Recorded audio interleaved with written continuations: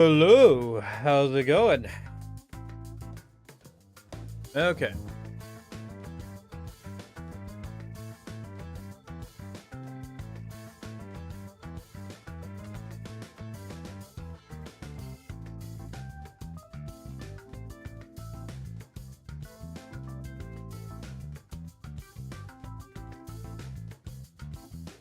Alrighty. So, that's out. Record. Good. Maybe clean my glasses. Got stuff all over them. We're waiting here a minute.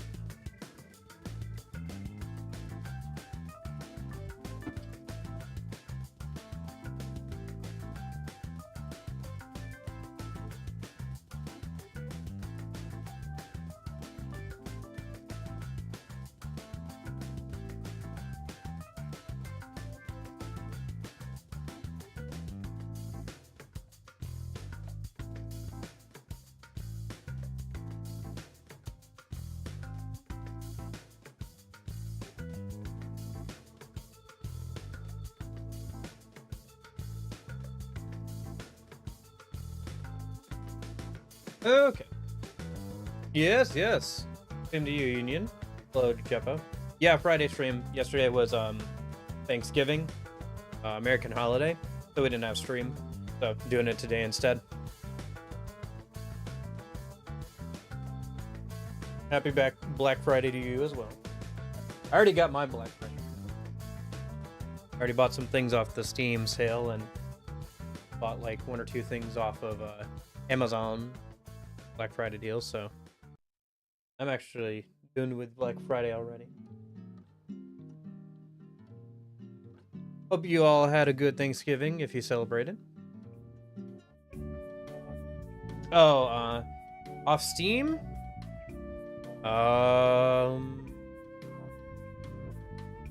Yeah. Yeah.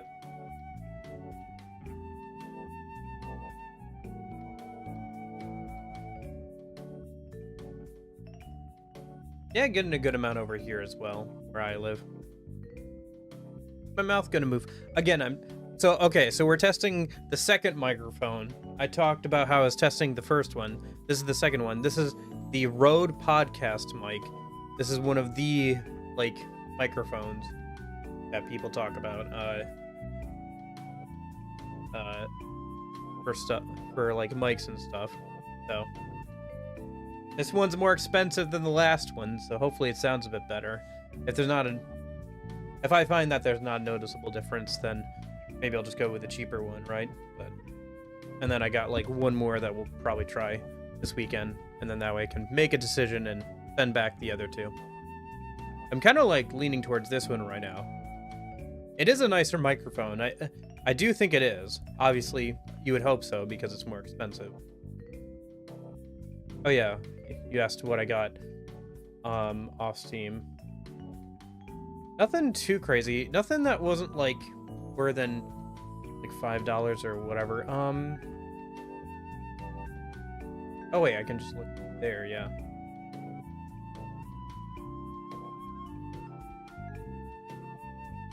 Well, I don't know if that's necessarily a good thing, Union. You would hope it would sound a bit more clear than before.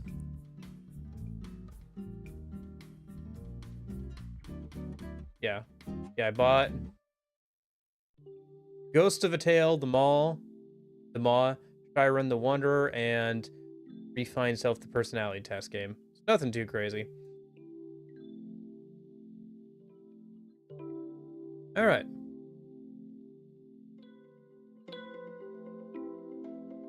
Let me go ahead and close Steam then. I don't need that open. Expect that the PS3 is going to come in just fine, and then we're not going to spend half an hour troubleshooting that today.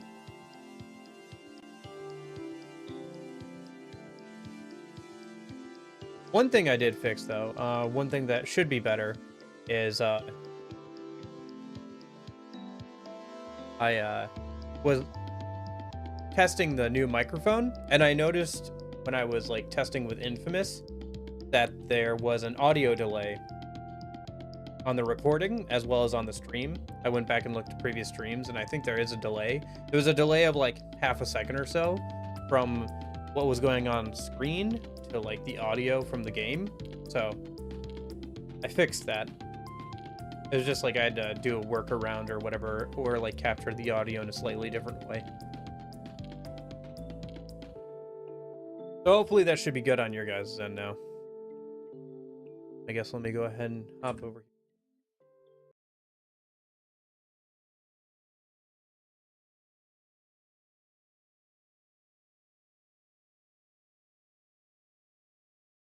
Started Monster Hunter Stories? Nice.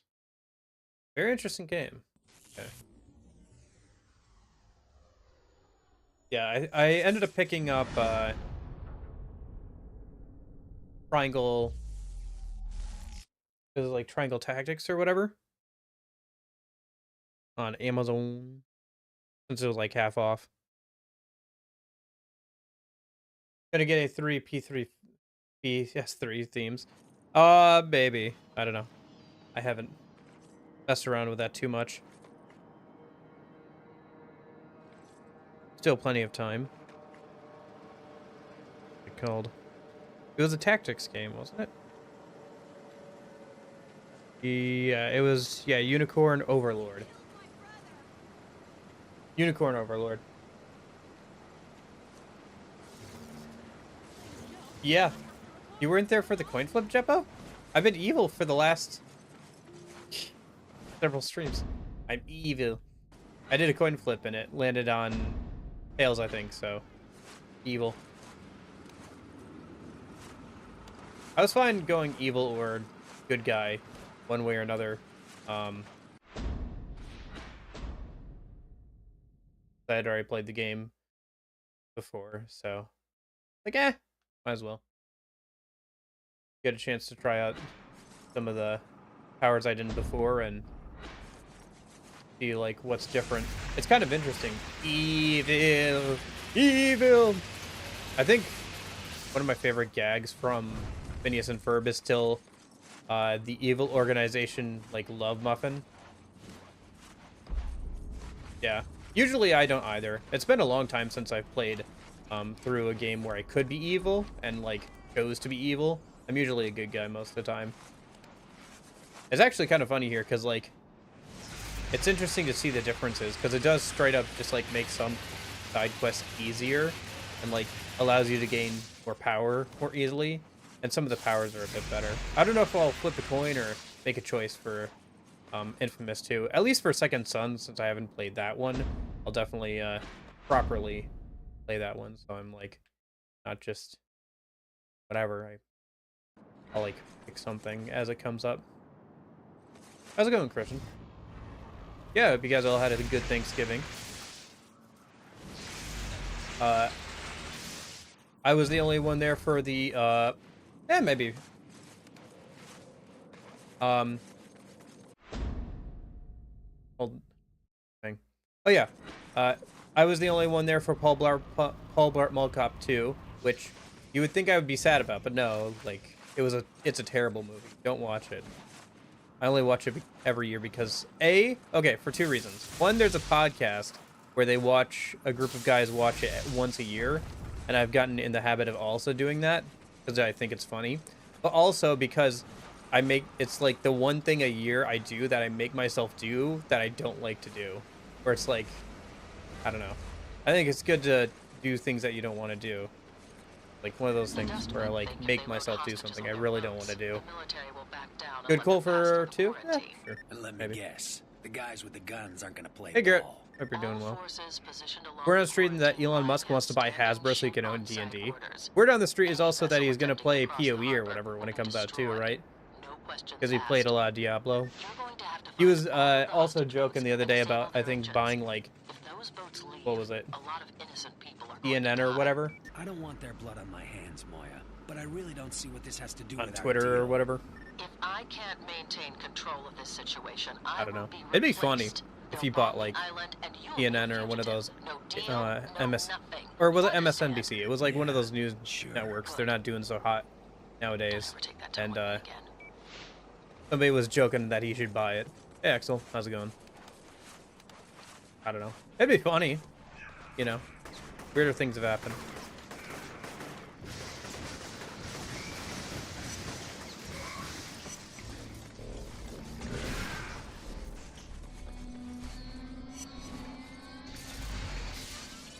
All right.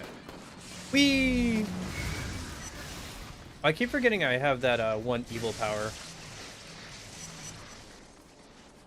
Where it's basically just Sith lightning. It is funny to me that, like, the upgraded enemies, like, these enemies, they do look more impressive than the Reapers, but, like, they also just, like, wear bags over their head, and that's, like, part of the outfit, which is kind of, how do we make them more intimidating? I know, they all wear paper bags over their faces. Or are those trash bags? I can't tell. Yeah, like, well, isn't Diablo kind of pay to win? But, like, I mean, to be fair, like, I don't know how much Elon actually buys stuff in video games.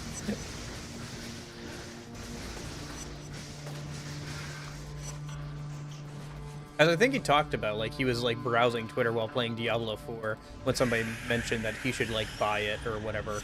And that was, like, when he first got the idea. Which is funny. I don't know. It is funny just to think about somebody who, like, is that rich, is, like, spending all their time, like, is, like, you know, one of their main hobbies is, like, playing video games and playing, like, Diablo 4. Although I like the Reaper's outfit better, personally. I do think that they stand out a bit more, for sure. I think these guys look cool and intimidating with their, like, armor plates that they wear and stuff. And they do look more intimidating, but they also look a little bit more goofy with the bags over their heads and stuff. The Reapers are a bit more iconic, I think. With their, like, hoodie, red hoodie kind of look. Like, you can tell that they were, like, are supposed to be, like, people who were normal before everything went down, so.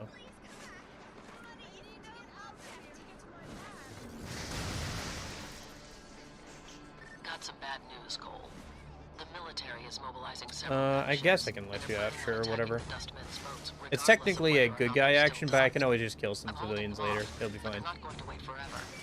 We're maxed out on evil karma until the next story mission, like, lets us get to the next rank of karma.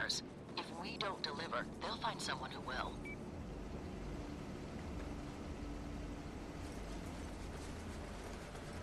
Yeah. I don't know, Jeppa. It does bother me a little bit. It is kind of fun to, like, not have to worry about civilians, not gonna lie, while playing this game. But it does bother me a little bit. Like, I'm the kind of person who, like, never did, like, the whole genocide run or whatever with Undertale. I got, like, too up in my feelings about it. Like, I tried once, I killed one frog, and I was like, nope. I can't do this. Oh. I was trying to explode the, fire extinguisher there. Oh, minigun. That's why I was shooting through my health. Okay. By the way, we can't get any more health upgrades. I have all of them, so however much enemy, how much damage enemies do is just how much they do. We're on normal. It's not like we're on hard even, so I don't know. I guess we could play on hard, but I don't know. I feel like there's not much point. There's enough, like, I don't know, there's a couple of enemy types that are a little BS, I feel like, with the, like, turrets and stuff. I keep forgetting I have the rockets now. But, like, for example, with the evil powers, like, the grenade for the evil powers is just so much more useful and, like, fun to use than, like, say, the good guy one. That just, like, locks down enemies. Ooh. Okay. Whatever. Enemies are automatically locked down after you defeat them.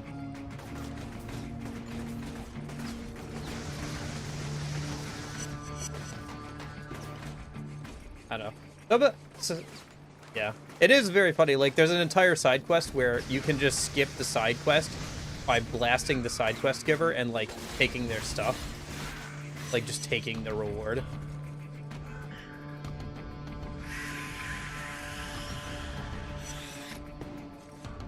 Also, it's been kind of interesting to see some of the other evil side quests. Like, the whole, like, evil quest line for, like, side quests for this area is just taking the Reapers and working with their leader to, like, take over parts of this area or terrorize the civilians or the, like, local police. Like, I think the last one I did was taking down a police station with the Reapers, which was kind of cool. It was kind of BS, not gonna lie. That mission was kind of BS because it had infinitely spawning SWAT cops who, like, do a ton of damage, but... And just, like, other enemies that just spawn, so... Kinda... It is cool to see, like, the, evil versions of, like, the side quests and stuff.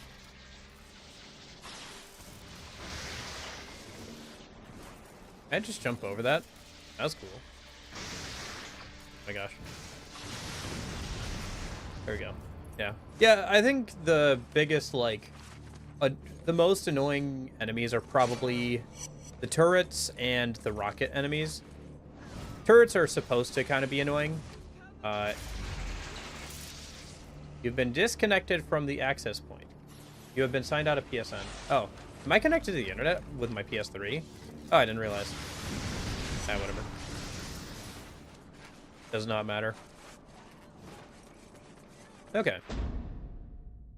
Oh, the other one's all the way up there. Okay, we should take the train tracks then.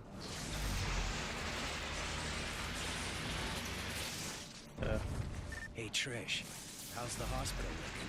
Wait, the train. outside is pretty trashed, but the inside is in surprisingly good shape. I've already moved a couple busloads of people over there. Right on. I've been thinking that we should sit down and talk sometime and figure out what happens once all of this is over.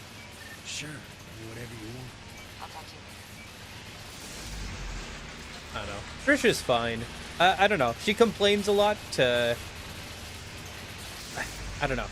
She complains a lot to you to use your powers for good, which is kind of annoying.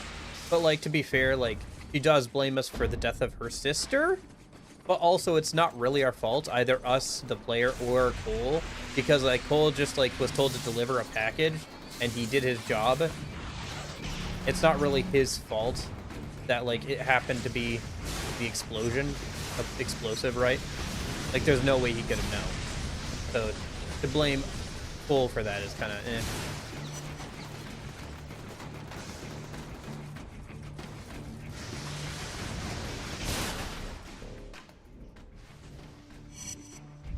I don't know. Women. I'm kidding. But no, it is, like... It's very hard, I think, a lot of the time, for video games to properly communicate a spousal, like, relationship. Like, there are quite a few video games that have attempted, for better or for worse, to try and give the player a, I keep forgetting out that dodge roll. Try to give the player a, like, wife or whatever. For example, you know,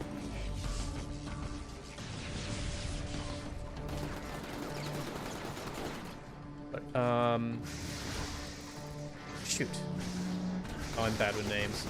Give me a minute. I'll think of it. Oh, Dead Space. There it is. Yeah, Dead Space, right? Like, Dead Space 1 is all about trying to find your wife or whatever. By the way, I really do not like the turret enemies.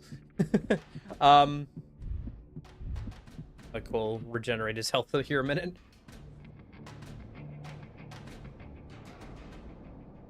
But Dead Space, you know, is all about trying to find your wife for the most part. Like, that's your character's goal for being there in the first place, is to, like, try and save your wife. And, like, that's fine. I don't know. Hey, nice. I never personally felt, like, super invested in the wife. Because, like, she was somebody we saw for, like, 10 seconds. Okay, I don't have a ton of XP right. But now we can grab, like, the higher tiers of upgrades once we have enough XP. I thought we were kind of locked, but I guess we just needed a ton of evil karma. Or a ton of good karma to get, like, the last rank. I guess that kind of makes sense. Anyway.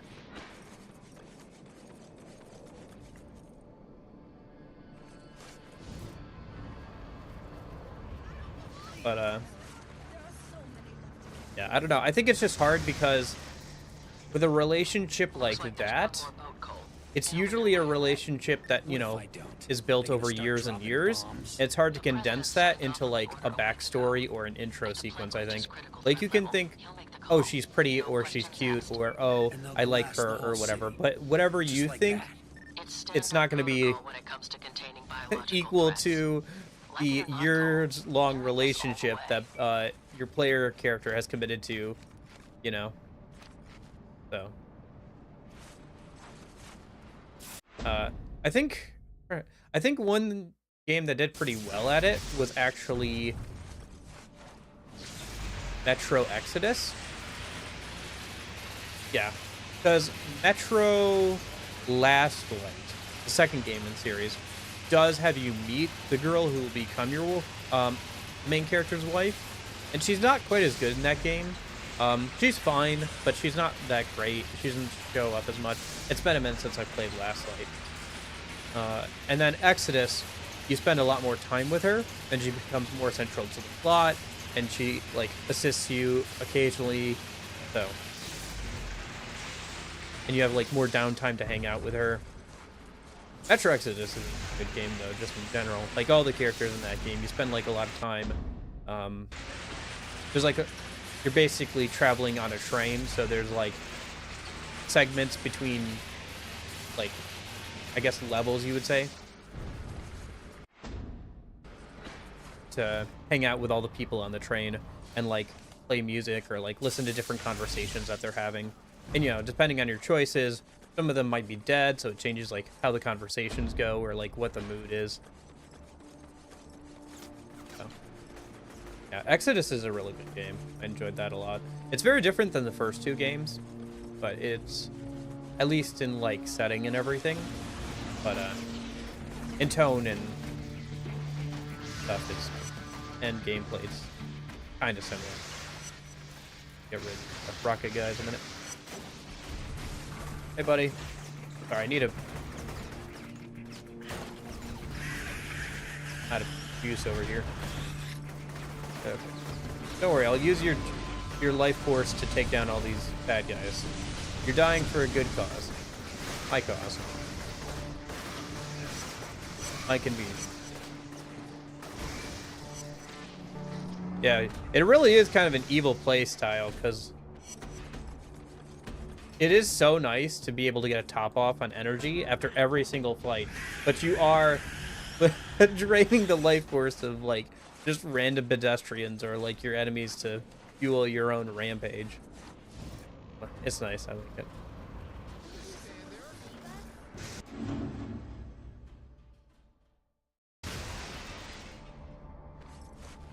That was the last of the boats, Moya. I know you're not happy about the situation, Cole, but we have to play with the cards that were dealt. That's just the way it is.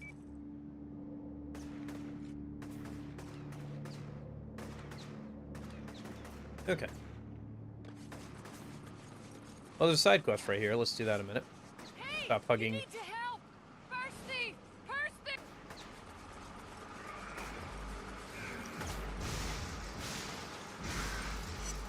Oh, did she say purse thief?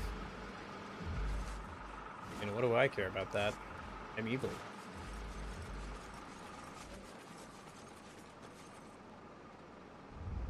The medic at the end of that dock is being held hostage. You've got to help him. Okay.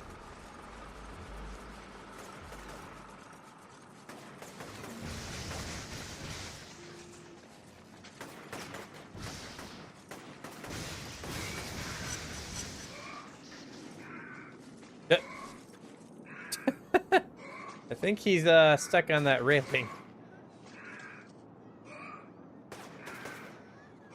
Well, does everybody have their shopping done for the holiday season? I think I'm good.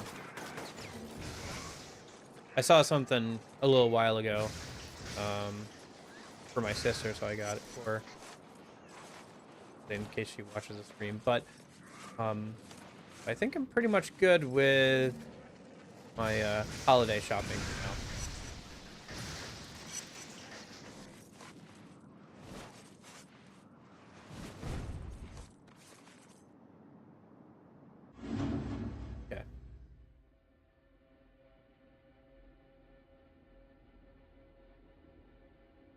But yeah, started to hit snow like really heavily today, right after Thanksgiving. So seems like the weather's ready for Christmas. Oh, did you guys see that Jay Schlatt? So he's a content creator. People have been using his voice, make AI covers of like Frank Sinatra songs and stuff. Um, just as like a meme in his community. And so he's like, screw you guys, I'm just gonna sing a Frank Sinatra song. So he did. And so recently he's come out with an entire like album of like, or maybe it's coming out soon. Some of the songs are already out. He announced it a while ago, and like a couple of them are out. Not sure if like the full album yet or not, but like a full album of like Christmas music that he's sung, and it's actually pretty good. Like he's got a good set of pipes on him, you know. I don't know, it's just funny to see. Kind of interesting.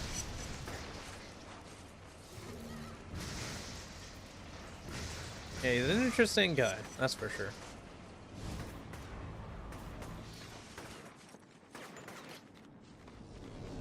I don't know, I feel like I've never watched, like... That's not true. I was gonna say I've never watched an entire Jay Schlatt, like, video or something, but that's not necessarily true. I have. It's just I feel like I see him more in, like, clips and, like, on other people's stuff. Not in a bad way or anything, like...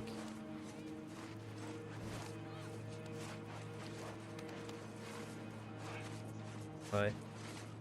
He tends to, like, get invited to things, and then he'll act in, like, interesting ways. I think the last video I watched of his was... He was invited to a Mr. Beast, like, thing, like, stay inside the line with, like, a bunch of other content creators. And so he took, like, an old, like, early 2000s camcorder and, like, recorded a bunch of footage and then, like, posted it on his YouTube or whatever. It was kind of interesting, you know? I don't know. On the one hand, I understand, like, people liking nostalgia stuff, but on the other hand, I'm like... I don't know. I think people are interested in it as a curiosity, but I don't think people would actually want to go back to a time where like that level of quality was the standard for like cameras and stuff. I think people just have like good memories of like the times that were captured on those recordings, you know, if that makes sense. It's not the quality or style of the recording, it's like remembering like what was going on when things like that were being recorded in that style, if that makes sense.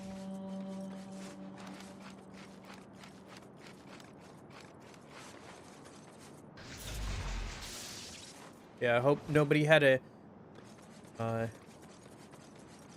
awkward Thanksgiving. Mine wasn't bad. Pretty good.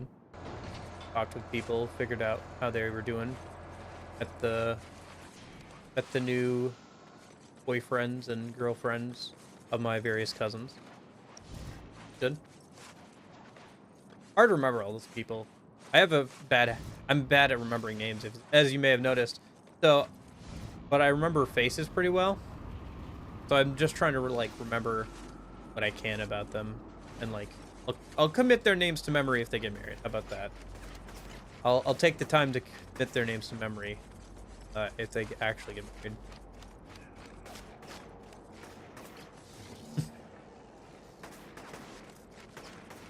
Because obviously it's such an honor to be remembered by me. I do love blasting the enemies off the roof. It kind of reminds me of when you could do that in like the Spider-Man games and stuff. There it is. Last place you always look. 5 new blast shards. I think, yeah, it said we need 6 more to get another upgrade of battery.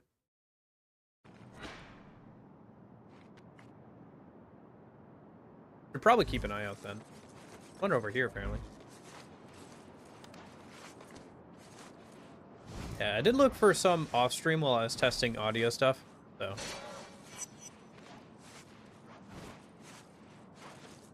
Yeah. It's odd that I had that problem with the, like, audio delay with the capture card. I was literally recording stuff with, like, Bakugan and stuff, and I didn't notice that. And I feel like I would have noticed if there was audio issues with that one, because I had to re-upload the VODs of those. So I actually, like, went back and looked at the VODs and, like, cut out some of the internet downtime out of the VODs before I re-uploaded them. So I think it might just be because of the PS3. Could be wrong.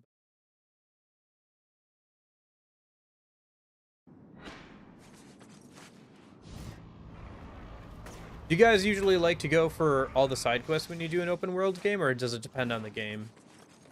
For me, I usually do all the side quests. I think if I was going to play a game and I didn't feel like doing the side quests, I would probably quit the game first before I would, like, not do all the side quests, just because I feel like that would signal to me that I'm not having with the game too much. Bye, civilians. Sorry, you got caught up in the blast. Hope you can swim.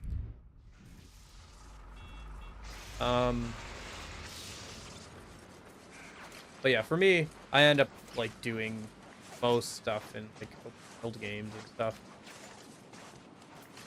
And if, like, if I feel like the side quests aren't worth doing, that probably means I'm not going to finish the game anyway. Me, at least.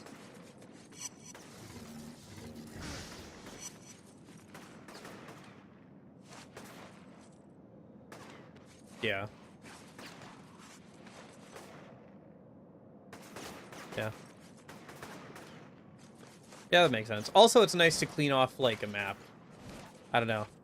It's very Ubisoft-brained, I know, but... Oh, yeah, since we're infamous, you can now see how Cole looks at his, like, max infamy rank or whatever. Max evil. You can see, like, all sorts of, like, weird veins, and he's, like, all super pale. I think his, evil design from Infamous 2 looks a little bit better, not gonna lie. This is kind of cool, but I wish they went a little bit further and, like, made the, like, stains or whatever a bit, like, brighter colored. Like, a bit brighter red. Like, you can see there that it's kind of red, but I wish they went further with it. Like, it's almost like blood stains all over him or something. Yeah. Yeah, there are certain, like, I don't know, games. Like, if, for example, Skyrim and stuff, right? If you wanted to do every side quest in Skyrim, it would take you a while. But, yeah. I don't know. I've never actually played through Skyrim. I've never played through any of the Morrowind games in general. It's probably something I should do on stream at some point. I don't know. They are a bit of a time commitment. Not gonna lie. So, as if I know. I was like looking at the games I've played on stream and like, you know, Persona 3 Reload, the Pixie Run, and then like Metaphor have all been this year, and they're all like 100 plus hours that I put into them. And then there's also Yakuza 0. Put 100 plus hours into that. Like, man, I wonder why you don't have time to play other games. It must stagger the mind. How could you ever possibly not have enough time to do other things? Yeah. Actually, I think I'm around 50-some games this year, on and off stream, last I counted. Still got a little bit more time, got like another month or so, but yeah. Oh yeah, those are some games I'd like to play as well. I own, I think, most of the Batman Arkham games, because they're on sale pretty often. I think I bought them on Steam at one, so probably would be good to play at some point. Although I do want to go back to, like I said, DMC and stuff some next year as well. Do some of the hard difficulties of those. I think that would be fun to do.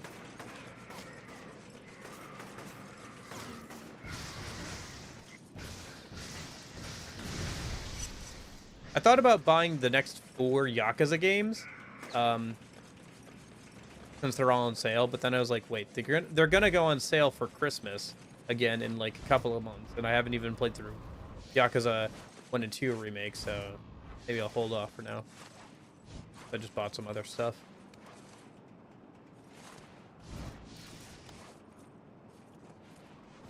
I suppose. Some of them are kind of annoying because it's easy to like miss some of them for like P3R or like other games.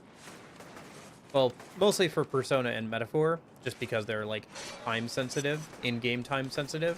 So if you mess it up, you have to like either do a replay or hope you have a save or something. But yeah, I think I've never played all the way through Fez and gotten all of the side quests done. I always miss like talking to someone on some random day because of the way quests work in that game.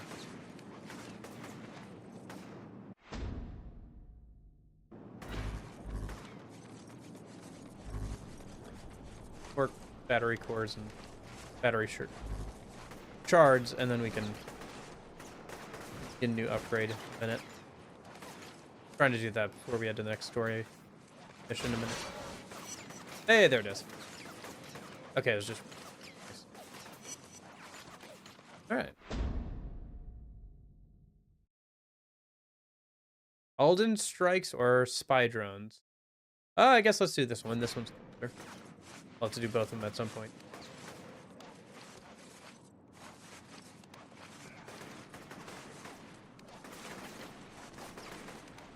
Yeah.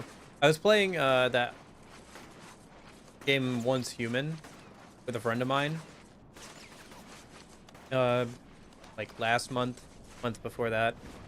And I really didn't care about the main plot line, but the side stories were kind of interesting. Like, the main plot line felt pretty generic, but the side quests had some interesting stuff. Like, there was one where you get pulled into a nightmare where you die over and over again. And, like, there's an entity rigging the game, causing you to die over and over again, so you have to, like, break yourself out of the game and figure out how he's cheating. That's a fun game. I can't shoot through the railings, dang. The face on his helmet looks like he was like grinning like a cartoon character. Yeah.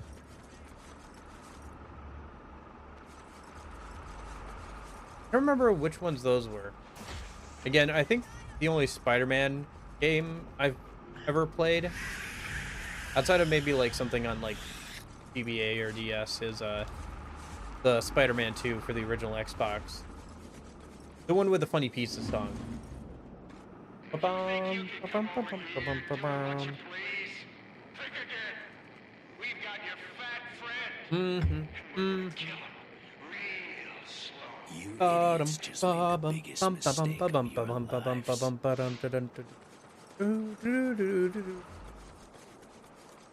All right, Where is he? time to go get our fat friend back.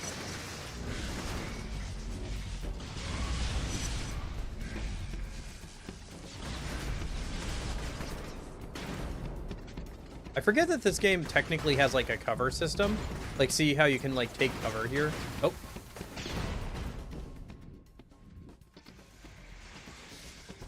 But it's like pretty situational. I don't think I used it once on my first playthrough.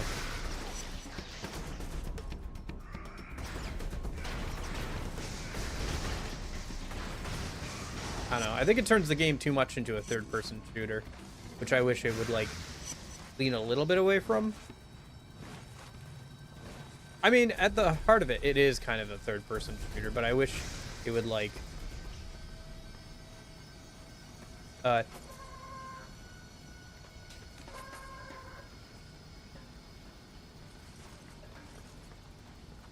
go more away from it. I mean, it does go pretty far away since you have all the powers and everything. They'll shake up gameplay, but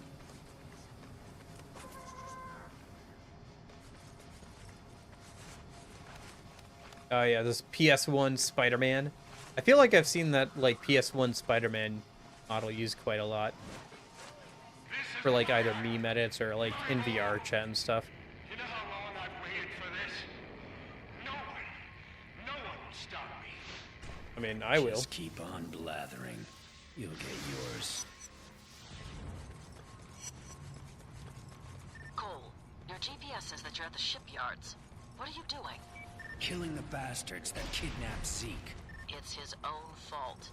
You can't run out and rescue him. What? He gets into trouble. Oh, I don't abandon yeah, give my me a friends. break. I'm just gonna go save my friend. Bug off. It's his own fault he got kidnapped. Way to blame the victim. Actually, I don't know how he got kidnapped. It might actually be his fault. But regardless, that doesn't mean I can't help him.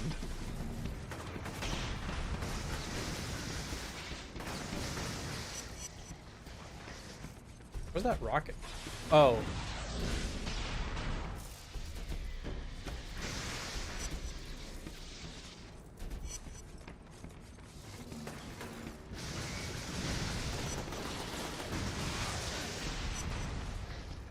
Have you guys been keeping up with, like, the new Spider-Man movies? I think the last one I watched was,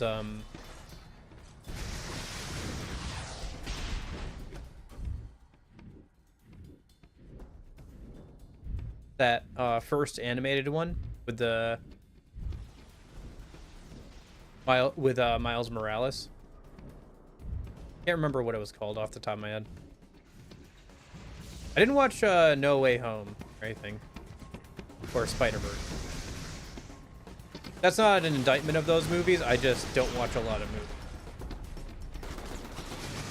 Like, the only movie I've watched this year was Paul Blart Mall Cop 2, and that's because I think it's funny. Well, no, okay, I don't think the movie is funny. I think it's funny that the only movie that I've watched this year is Paul Blart Mall Cop 2. Oh, Far From Home, not No Way Home. My bad. Yeah, I saw clips and stuff from that. Weird, I can't break that, machine gun.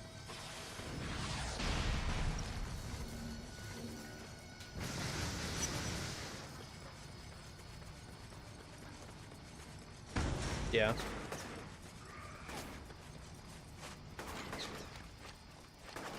I feel like after Endgame, pretty much all superhero movie stuff is kind of dead for me. Like, I don't know.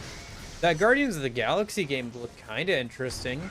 I'd play that if I could get my hands on it for free, but I'm probably not going to buy it, you know?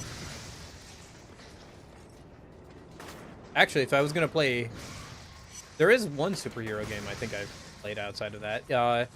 Marvel Ultimate Alliance. It's like a top-down beat-em-up where you get to play as like a bunch of different Marvel characters and everything.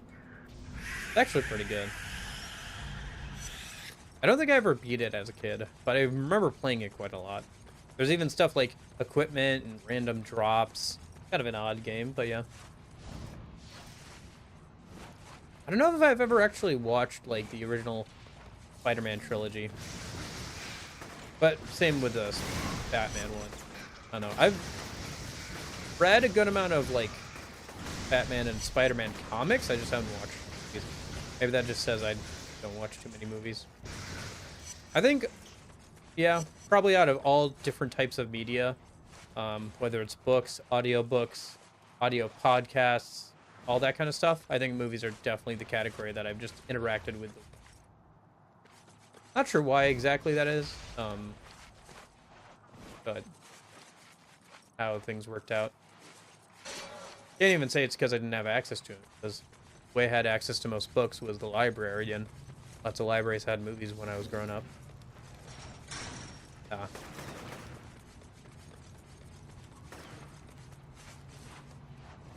Oh, was the watch party?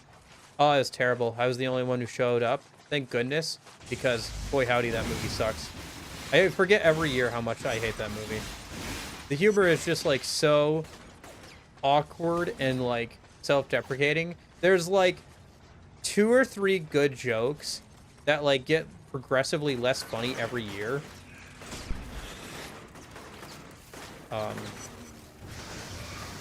I think it's, I don't know. I still find, I'm still watching it, so whatever. The podcast, guys, they've been watching it for 10 years straight. That was my 7th watch. Technically 8th, I think, because I've watched Paul Blart Mall Cop 2 when it came out around that time. I've also technically watched the first one. You know how that movie starts? So, Paul Blart Mall Cop 1 ends with him saving the mall and his daughter from, like, terrorists or whatever, right? Because, of course. And, like, getting a girlfriend, right? So, the start of the movie has her divorce him, like, within 6 days of them getting married, because I guess they couldn't get the actor back for Paul Blart Mall Cop 2. And then in the next 5 minutes, his mother also dies and gets run over from getting run over by a milk truck. And it sends Paul Blart on a spiral of him being a bad person for the first half of the movie. And it doesn't get resolved. He just, like, beats up a bunch of bad guys, and then they call it resolved. But, like, never resolves the fact that his life is in shambles. And he's not a good person. Oh, that movie.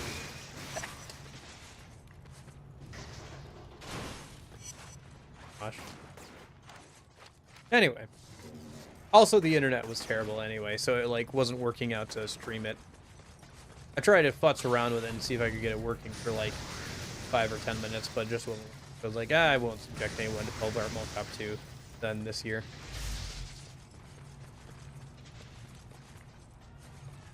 Spectacular Spider-Man got canceled. For me, like, the big project that I'm always like, man, I really wish came out was the original Battlefront 3. Because you know how there's, like, Battlefront 1 and 2 for the original Xbox and, like, PS2 and all that. There was supposed to be a Battlefront 3, and it was, like, 80% of the way done. Like, they had, like, an early trailer for it cut. There was, like, there's, you know, the beta has eventually leaked online, and it was, like, mostly done. You can go and, like, play some of the campaign missions and stuff now if you set up the beta and everything to be able to play it. But Disney, around that time, took over, you know,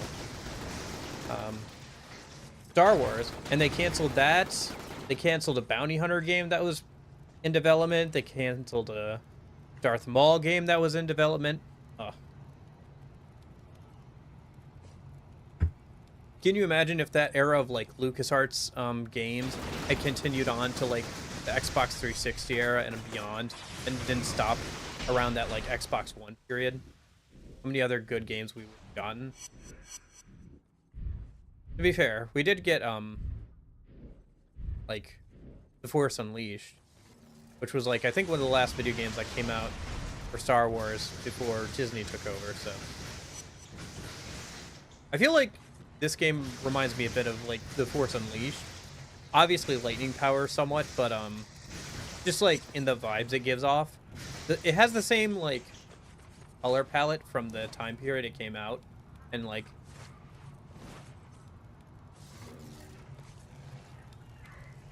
I don't know, it reminds me a lot of those games.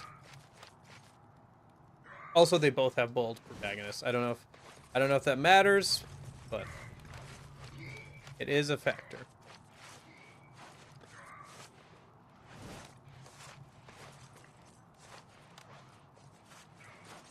I think the guy who did the VA for that work, for that game, like for the main character of that game, went on to do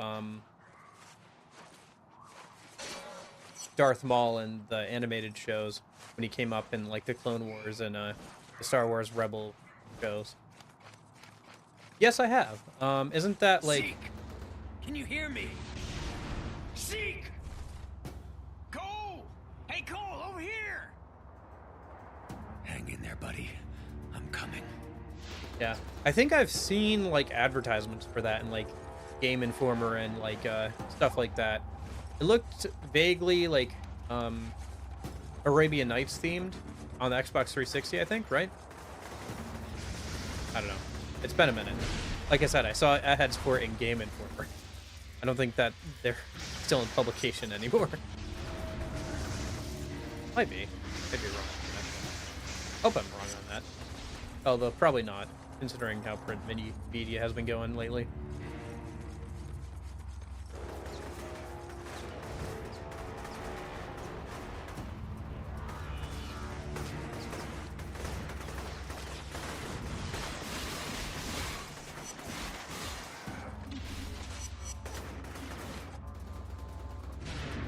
Oh, was I too...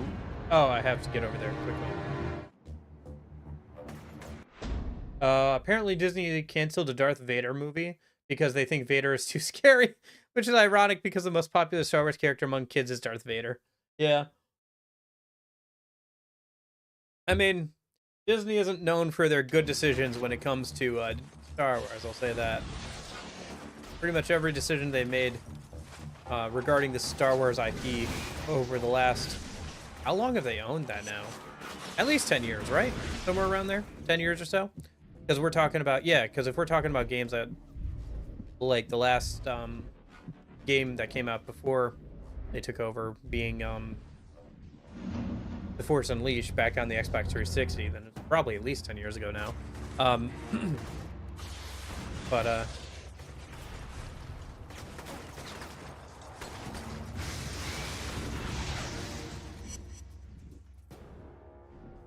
oh, hello. Okay.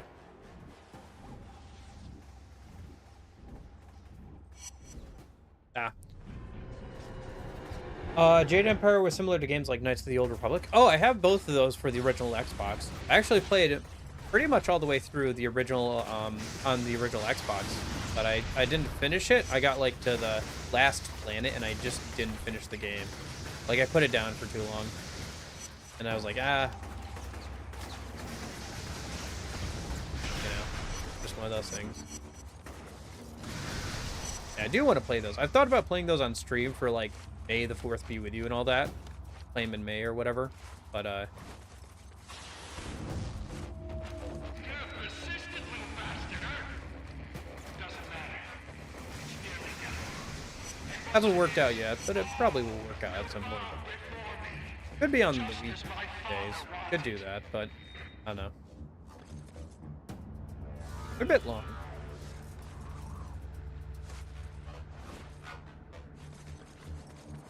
Yeah, it is kind of... That is, like, a good way to sum up how Disney thinks about Star Wars. Isn't it? Like, they want the most popular character to be Yoda, like Baby Yoda, but the most popular character among kids is Darth Vader. Like, yeah, that's about right for Disney. Are you insane? You're lucky they didn't kill you. What are you saying? That old Zeke needs to go back to his roof and just No, chill? just don't get yourself captured. I can't do this all the time. And a beer, but when it's go time, he ain't worth a damn? That what you're saying, Cole? This isn't a game, Zeke. Not anymore. But just because you got powers doesn't make you better than everyone else. Not by a long shot.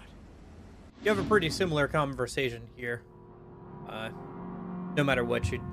Like, if you're good or bad karma. Although I think there's a filter being applied since we're evil Cole. His voice sounds like a bit darker and gravelly. Or maybe they did two different takes. I kind of doubt they did that. Well, there's not too much dialogue in the game. Maybe they could have done that. Anyway.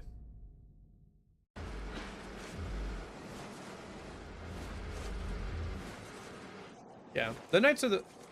At least the second night of the Knights of the Old Republic game, I definitely have to play on PC. Since there's so much cut content from the original, like, release. That, like, mods and stuff have added back in.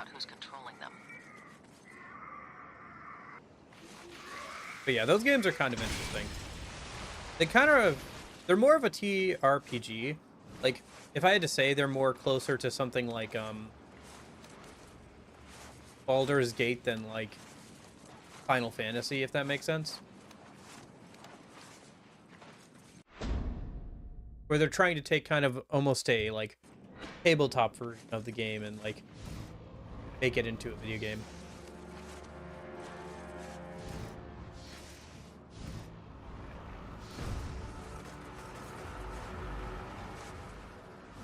But no, I thoroughly enjoyed my time with, like, both Battlefront 1 and 2. Mostly 2. I played that one. Alright. I found it. Played it on the original Xbox, so there's no way to really know. But I probably have at least, I don't know, 300, 400 some hours in that game on the Xbox and 360 alone. Playing for hours and hours and hours. Played some on PC. Some of the mods for it are pretty cool. Just what I thought. The first sons are using Shame about those re-releases, huh? Remember those came out? Was that earlier this year or sometime last year? Semi-recently.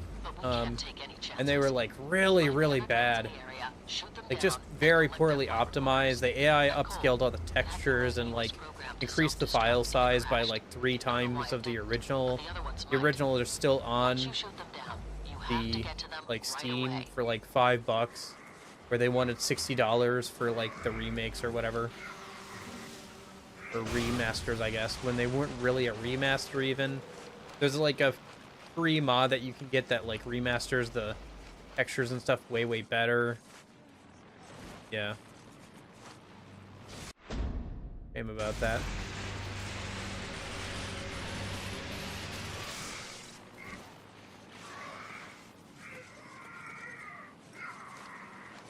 Yep. I guess, you know, you don't have to buy them or anything. It's just a shame.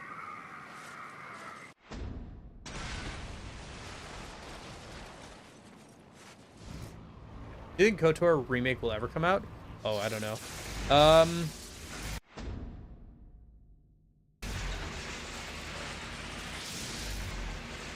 It's one of those things where, like, you'd like to see it come out, but, like, it could be stuck in, like...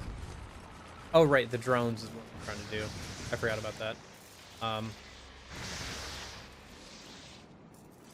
But with the fact that they haven't come out yet, like, I don't know.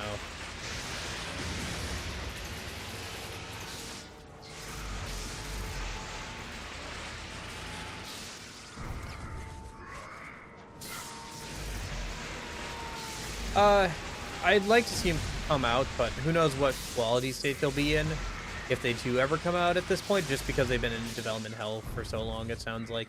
Because if they haven't come out by this point, there must be something going on behind the scenes that's, like, keeping them, like, from actually getting finished.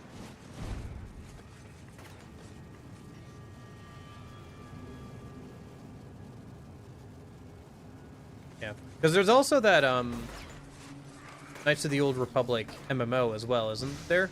I think that's still up. That's kind of interesting. I've seen a couple of videos about that. I don't know, but I'm not very much of an MMO guy, so.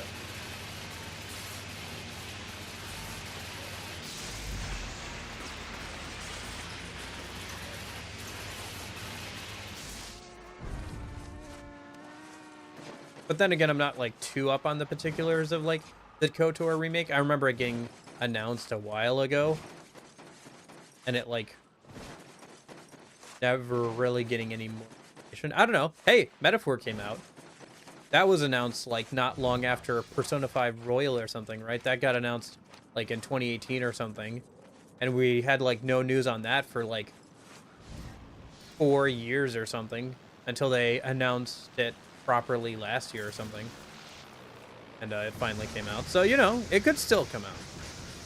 It could definitely still come out. It's just, it does not bode well for its chances of coming out. That it, we just haven't heard anything about it since it got announced, like, a while ago, you know? But, you know, keep your fingers crossed. If it comes out, great. If not, well, at least you still got the original games to enjoy.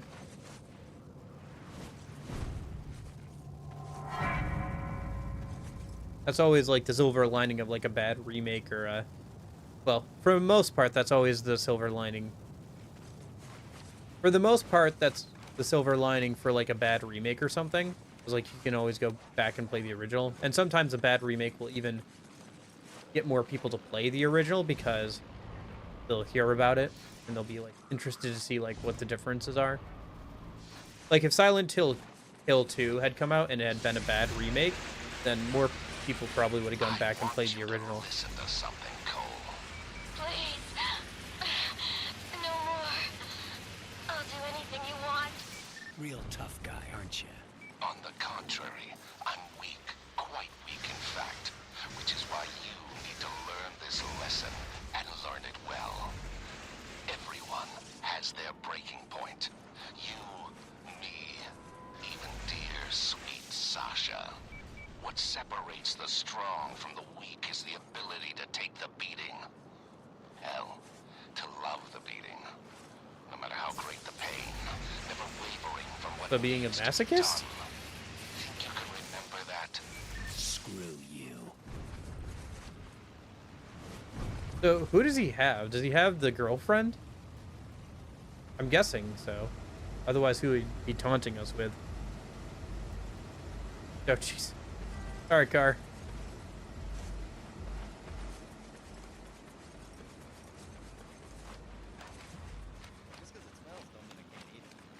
Oh, you know what? One kind of underrated open world game that's also based on a movie. Speaking of other games like that, you know, the superhero stuff. Mad Max. There is a Mad Max video game based off the more recent modern version of the movie, and it's pretty good. I played quite a bit of it. It was a good game. Being able to drive around in the like car and everything, and like progression of the car getting better and better. The on foot combat was kind of it was all right. Honestly, kind of reminded me a little bit of like the last one. the Your phone doesn't have the bandwidth Batman to games. transmit that much data, so you need to find a satellite So. uplink.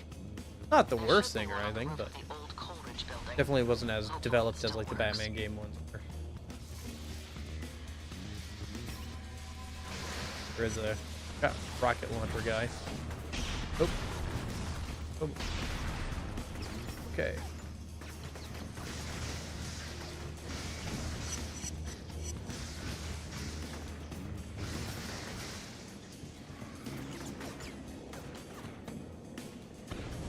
I don't know. What do you think, Christian? Do you think the KOTOR remake will ever come out, or do you think it's lost to the sands of time?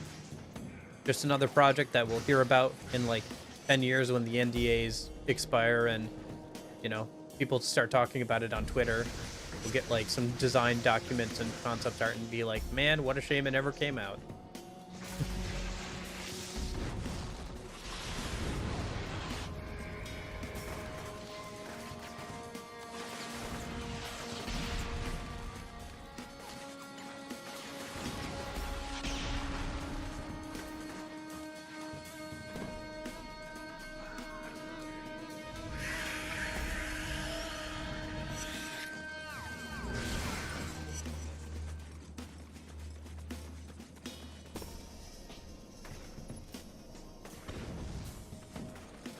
You should have everything.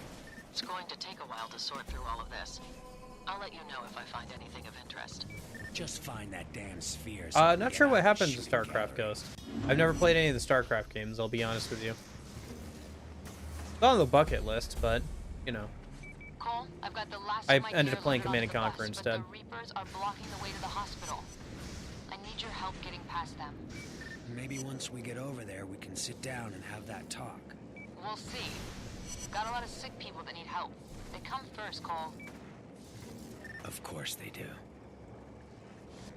Can't make time for like a conversation. Jeez. Yeah. I've been keeping an eye on you, Cole. Watching you parade around like a damn peacock. Showing off every chance you get. Bro, Pathetic. chill. That's real tough talk from a guy who tortures people. You still don't get it, do you? You don't get any second chances. Every time you fail, someone's world ends. Ends in the worst way imaginable. I learned that the hard way. And by God, you're gonna learn it too. One way or another. Tell you what, crawl out of your hole and meet me somewhere. Then we can settle this once and for all. All in good time, Cole. All in good time. Yeah, Command and Conquer has a great soundtrack, like all of the games. They're very different between Red Alert and the main universe, but they're both got like good vibe, like really good, solid soundtracks. Frank Lepacki But the world is changing. is very good You at what he make a does. mistake now, and you're as good as dead. Hell, I know that. But you know how it's been for me? No family, broke all the damn time. When this quarantine went up, I thought it'd give me a fresh start. Let me really be something. I know where you're coming from, Zeke. But we have to be careful now. All of us.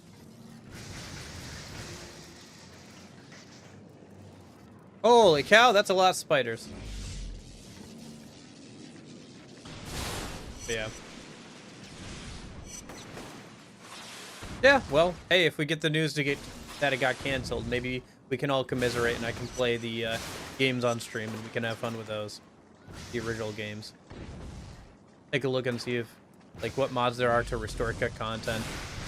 Enjoy that.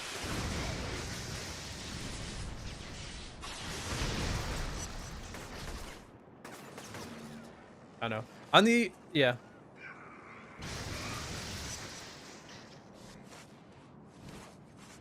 I don't know. I think it's more tragic when a game that's like never come out gets canceled than a remake, personally. But yeah.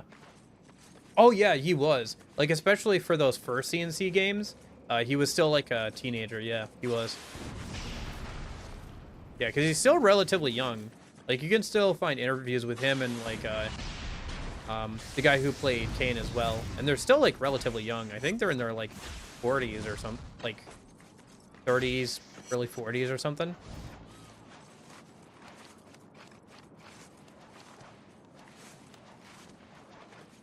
Which doesn't sound that crazy, but then you remember that, like, you know, CNC 1 came out, what, 20 years ago now? A little 25 years ago now? So, if he's like 40 now, then he was like, yeah, in his early teens or whatever. Like, mid to late teens when he got hired, so. Yeah, or like, for example, the E3 Macworld demo that was shown for Halo, the theme song for that would go on to become like Halo's one of Halo's main motifs with its music, was written by the composer while he was on the way to work. He like jot down some, he had the thought come, like he thought it up on the way to work there and like got it turned around like within a week. They could have it for the trailer at Macworld. Crazy. Some people are really talented, man. Yeah. The one place that hasn't been corrupted by capitalism. Space. No, it's good. Yeah. Yeah. Red Alert 3, despite being made by EA, like those first two Red Alert games that were made by, or sorry, those first two Command & Conquer games that were made by EA, Command & Conquer 3, and like the Kane's Wrath expansion, both of those were like pretty good, and so was Red Alert 3, I think. Not like, I think they're a little different like gameplay wise, but like the story and stuff was pretty good. Like Kane's Wrath expansion had a really good story. And like introduced like the, you know, those extra factions. There's still plenty of people who play like Command & Conquer 3 like competitively online. The feeder box is on the other end of the tunnel. You're gonna have to charge it.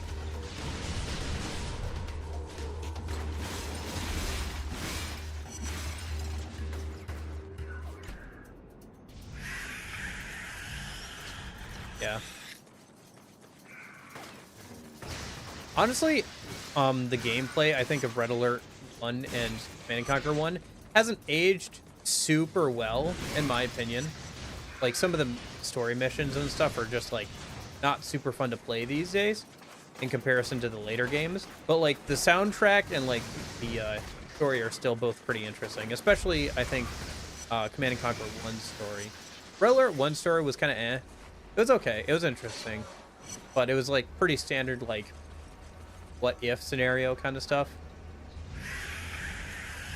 It was, like, really Red Alert 2 where they kind of, like, found a different vibe for that series than just the Command & Conquer 1.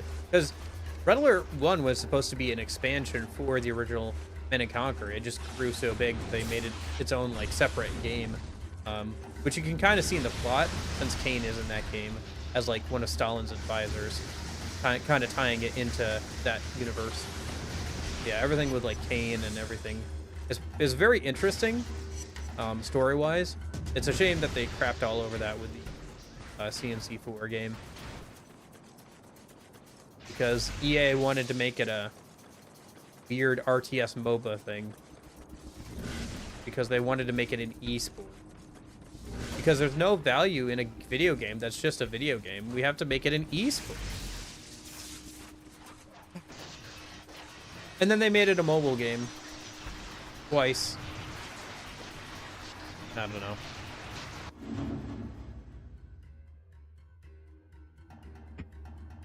Oh, Generals was good, though.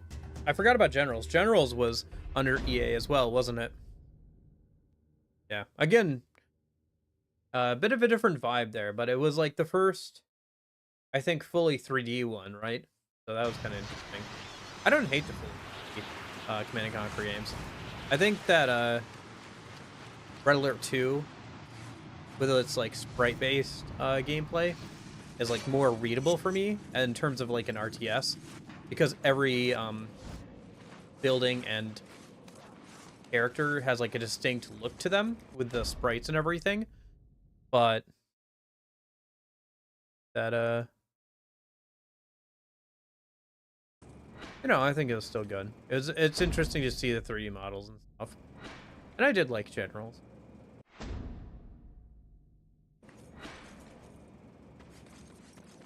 Although it didn't have much of a story going for it, really.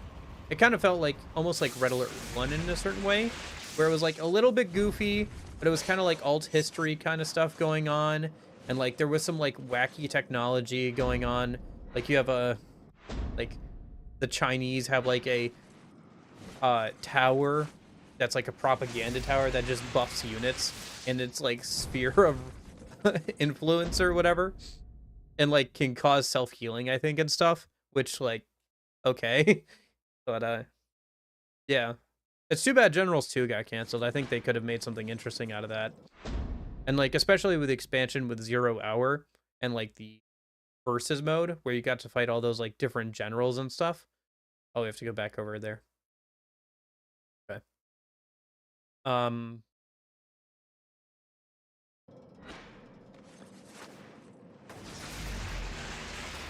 But like being able to like interact with those guys and like all the voice acting for like the different generals, like the Toxin General and the Stealth General and the you know, Explosives General, like it was so much fun. I have vital information about the transients. Follow me. Oh jeez.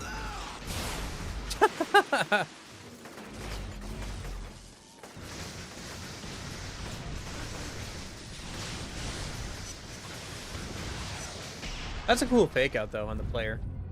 Oh, did I die from the rocket? Dang. I have vital information about the transients. Get away from him as much as I can here.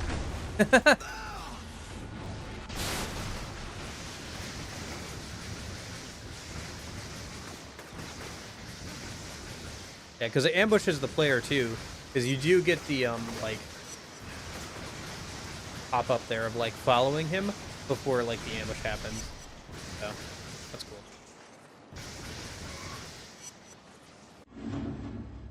Yeah, the side missions in this game are pretty well designed.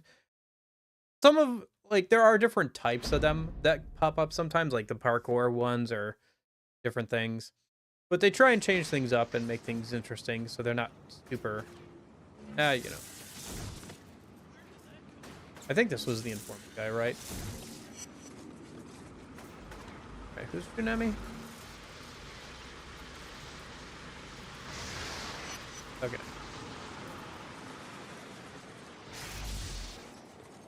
Yeah. No, I think Red Alert 3 is still a fun time. I actually played the expansion thing, the Commander's Challenge. What was it? Red Alert 3 Uprising. The expansion for Red Alert 3. That was kind of interesting. It had some new units who were kind of fun. Like, the Americans get a bunch of broken stuff, which is probably why nobody talks about it, because it probably makes the PvP of that, or the, like, multiplayer of that game even more broken than it already is. Where, like, allies are just super broken in a lot of ways. And, like, the multiplayer is, like, super imbalanced for RA3.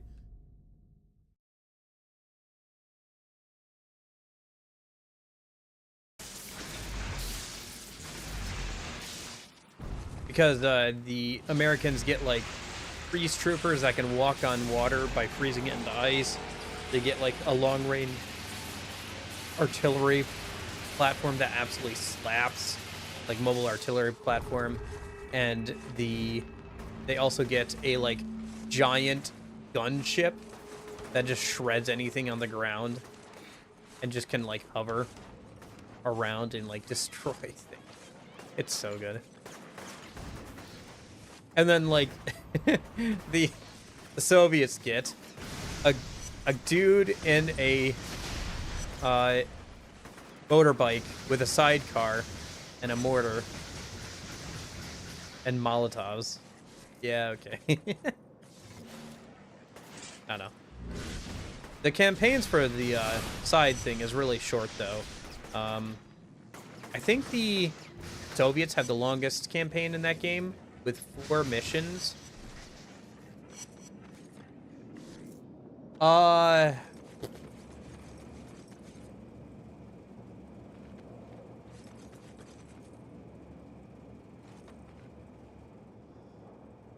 What a Wonderful World.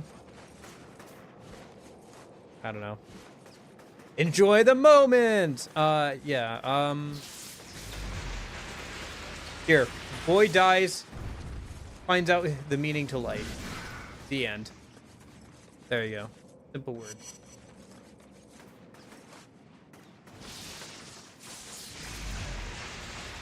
At least that describes the plot fairly well. Although you are obviously leaving out a lot there.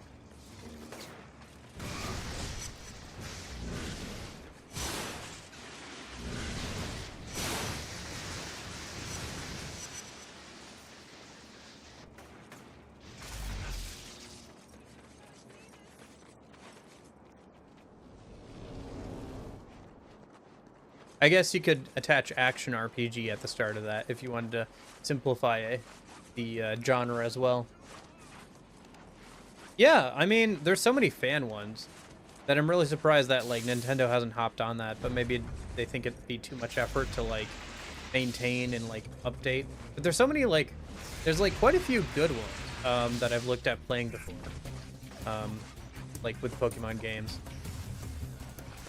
Again, I'm not much of an MMO guy, so I haven't like gotten super far into any of them, but I've tried a couple. Dang, okay. Out of time. But yeah, I'm surprised, like, there seems like there's a lot of money there. And like it seems so obvious too, like with the whole, how you structure things, because like, the way I've seen it done is each region is just another, you know, region. And so it's like a new expansion. And so you just, you know, you start with Kanto, because obviously, and then you just like release all of the regions like as major updates or whatever. You make everybody pay $5 each to get into each new region, and then you just release Pokemon through there, and then yeah.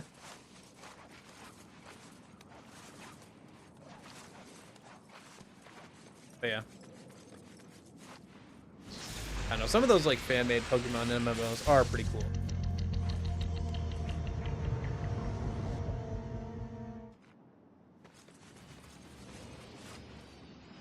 Yeah, if I was somebody who played Pokemon games and stuff more on stream, I think I'd definitely try playing those on stream and stuff. Be a fun way to interact with people and chat and stuff. What? Didn't I go past the uplink? Hello? I thought I walked right by it. Came. Okay.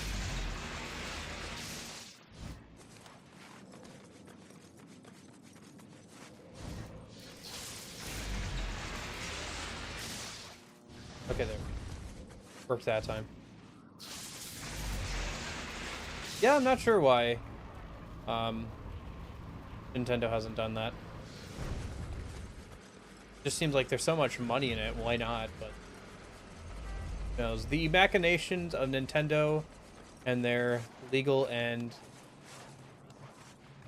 Well, also, here's another thing. I think Game Freak's kind of tired of Pokemon. But like every time they try to make something that's not Pokemon, it doesn't really pop off to the point of Pokemon, so they can't get away from making it. Like they made a fun like little rhythm platformer game back on the 3DS, and like it did okay, but it didn't do Pokemon numbers, so like they didn't really go anywhere with it. So yeah, I guess they do have Pokemon Go. That's kind of their like online service Pokemon thing that they're doing. It's not quite the same thing. Yeah, that's true. I guess I didn't think about that. I didn't really get into Pokemon Go. I don't know. That was, by the time that came out, I was kind of like burnt out on Pokemon after like buying all the games and playing all of them since I was a literal like 5-year-old up until I was like out of high school. Like the last Pokemon game I played was Sun and Moon, not Ultra Sun and Moon, but like the original. I played those. I was like, eh. And then the Switch ones came out, and I looked at them. I looked at the Pokemon console games. We'd been waiting, you know. Everybody was always like, man, Pokemon would probably go really hard on a console. I wonder what they would look like. And then they came out, and they looked like upscaled 3DS games, and I was like, I don't know. And Sword and Shield had all those problems, like with Pokedex and lying about the Pokedex and like why they couldn't put them all in, and the trees. I don't know. The trees were never the biggest issue for me. I'll be honest. The tree is funny. The tree is a funny meme, but like I grew up in an era where that tree was like perfectly acceptable. You should see the Halo 1 trees. They are thick, girthy boys. But yeah. I don't know. There was just stuff like that that I didn't really appreciate about like the direction Nintendo was taking Pokemon with its more recent games. So, then I skipped the next one. I have not played a new Pokemon game since. Oh, speaking of though, poll. The poll should have gone live like a little bit before stream. Yeah. What was it called? Dexit or whatever? Because that's back when Brexit was still a thing. They called it like Dexit or whatever. Or like they're talking about like how all the Pokemon couldn't be in the game because they had to make new models for them. And that turned out, no, they just used the same models as from the 3DS games. They lied about that. Please. How are you supposed to... Anyway. Yeah. Also, like, yeah, I didn't have as much time to play the games. And one of the big draws for me was, like, playing them alongside my brother, since we would always get, like, the 2 different versions of games so we could trade back and forth and stuff. And, like, see what was different in them. So...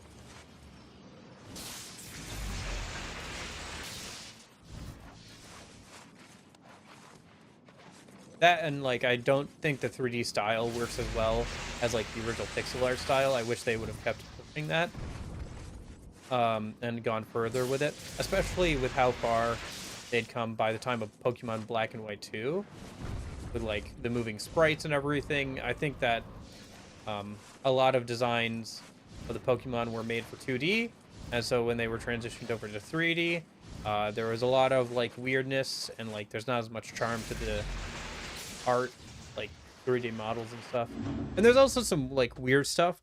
Like, do you remember how well, okay, maybe you don't, but X and Y had like flying battles where you could only have flying Pokemon or Pokemon who could levitate or whatever? And that was like kind of a gimmick. Like, it only came up with like 5 or 6 trainers in the whole game. It wasn't a big deal. It was kind of a fun thing. But then because of that, ever since then, every single flying type Pokemon has hovered like 1 foot off the ground in every future game since then, just because they haven't bothered to update the animations or the model or whatever. They just keep reusing it. No, it was X and Y.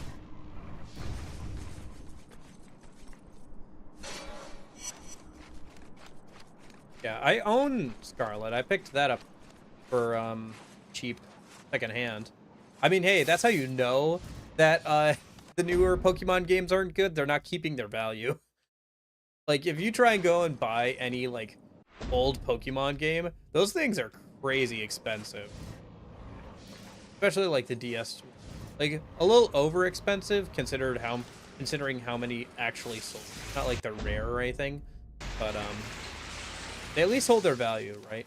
Like they're still usually like 60 bucks or something. But no, it was X and Y where the flying battles were introduced. I remember that. Also, they got rid of Mega Evolution, which like was like the one good new thing that came out of X and Y. I guess that and like the idea of like the war and the immortal Pokemon, that was kind of interesting. But like I really liked Mega Evolution and everything, like with Mega Lucario and all that. I think it's the most interesting gimmick for me personally out of the gimmicks they've tried to like shake up the formula. Yeah. Yeah, I know, right? Those things are crazy expensive. Oh, fun.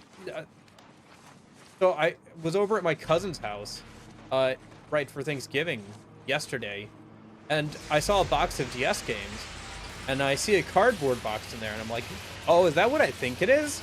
It was a Pokemon copy of Pokemon Soul Silver with like the cardboard box and stuff. Not sure if it had the little Pokewalker thing and everything, but I was like, ooh, dang, that's expensive nowadays. So, who knows? Maybe I'll see if I can buy it off of Family Price or something. Yeah.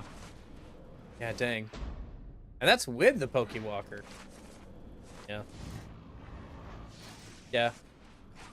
My big thing is, I don't know where me and my brother's copies of Pokemon Black went, and now that's like $80 without the box or whatever. $68 without the box. I have the box, so at least I don't have to like try and buy it in box or something. I can just buy the cartridge. Yeah, I still have my Heart Gold box too.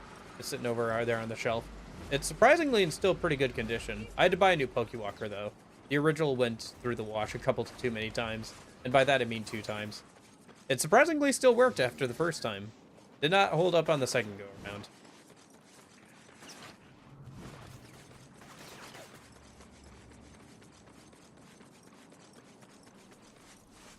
Yeah. I remember I had Pokemon Platinum at the time, and I didn't know Heart Gold existed because I was a kid and didn't have access to the internet. And I came across a kid playing like Heart Gold or Soul Silver in the library one time. I was like, holy cow, there's a whole other Pokemon game I don't even know about, and it looks so cool. I thought the pixel art and like the way that you opened up the backpack menu looked so cool, because like every compartment in the bag like corresponded to like part of the actual like bag model, and you could like see that your character was like rummaging around in the bag when you were grabbing stuff from your inventory. I just thought that was the coolest thing.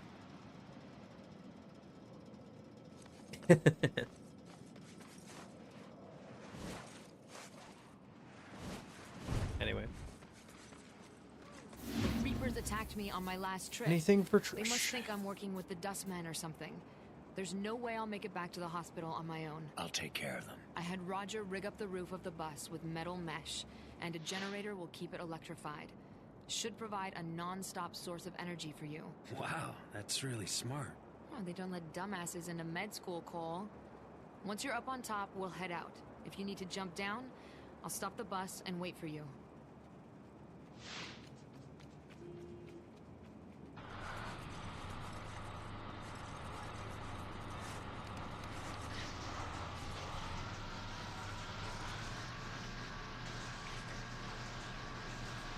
Yeah, I'm glad I hung on to all that stuff.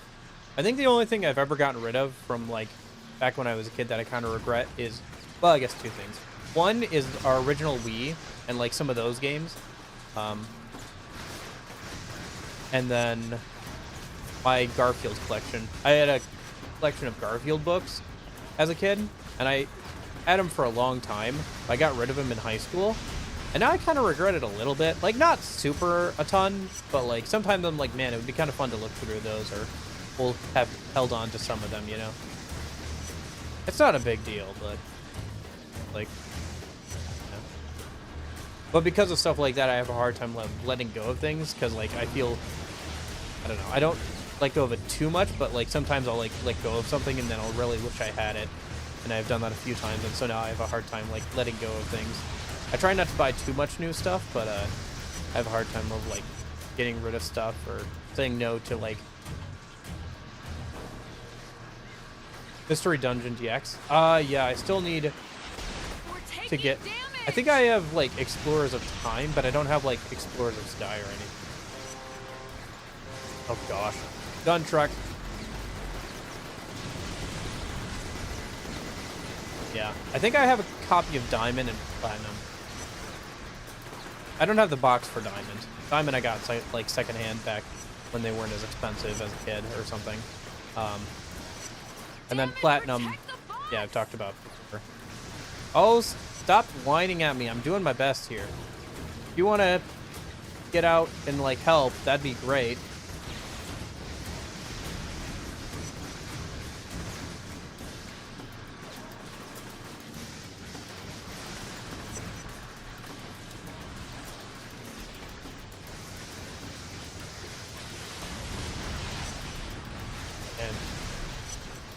Those Rocky guys were annoying before when I wasn't doing an escort quest. We can't survive another hit like that.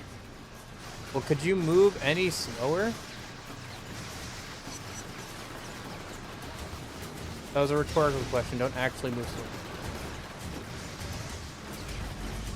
slower. They did. Didn't they make 2 or 3 Pokemon Ranger games? I know they made at least one. I think they made a total of 3 Pokemon Ranger games. Because there's Pokemon Rangers, there's another Pokemon Rangers, and then there's Guardian Signs. Attacking us. Because I remember trying the original Pokemon Ranger because my uncle had it, and then Pokemon Ranger Guardian Signs I remember playing back in like high school. Let them fight it out. Keep moving.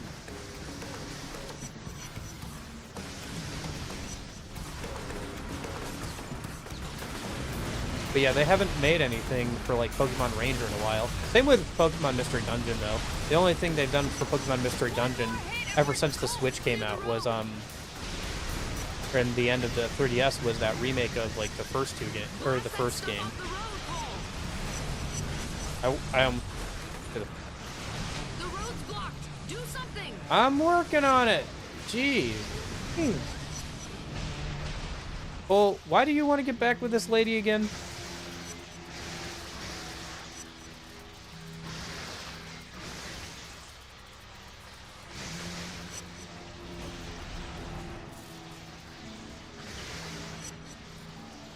Yeah. Yeah.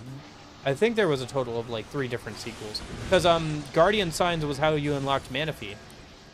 You had to do like a certain quest in Guardian Signs, and you could unlock or was it? Yeah. Yeah, I think that's or like Fiona or whatever. And you could get a Manaphy egg or whatever. Yeah, Fiona. Yep, Fiona. That's what. Don't stop. Yep. Yeah, there might have also been another quest for like Darkrai, if I remember correctly, but it's been a minute. Yeah, I think it was like one of those things where you had to like go to GameStop and like bring your DS and like you could download like the DLC quest or something. Gosh, one of those kind of things.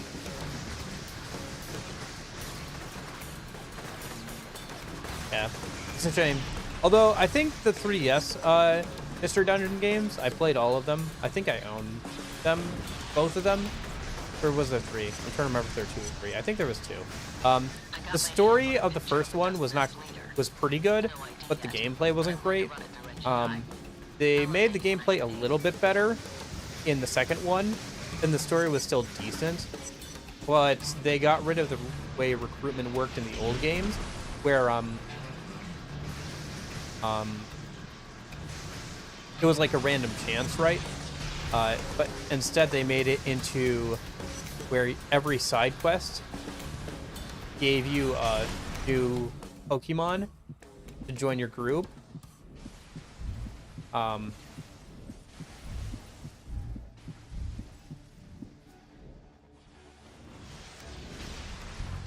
When you completed the side quest.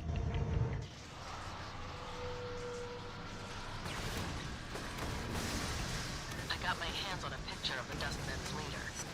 No ID yet, but Yeah. I'm going to run it through NGI. I'll update you. Yeah, the GameStop giveaway things were kind of interesting, but if a little weird sometimes. For sure.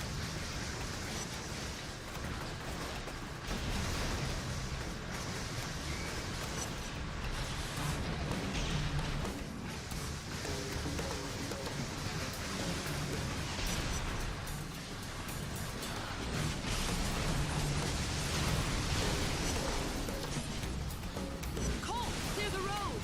Working on it. Blast that stuff off the road, Cole. Oh, be quiet. The road's blocked. Do something.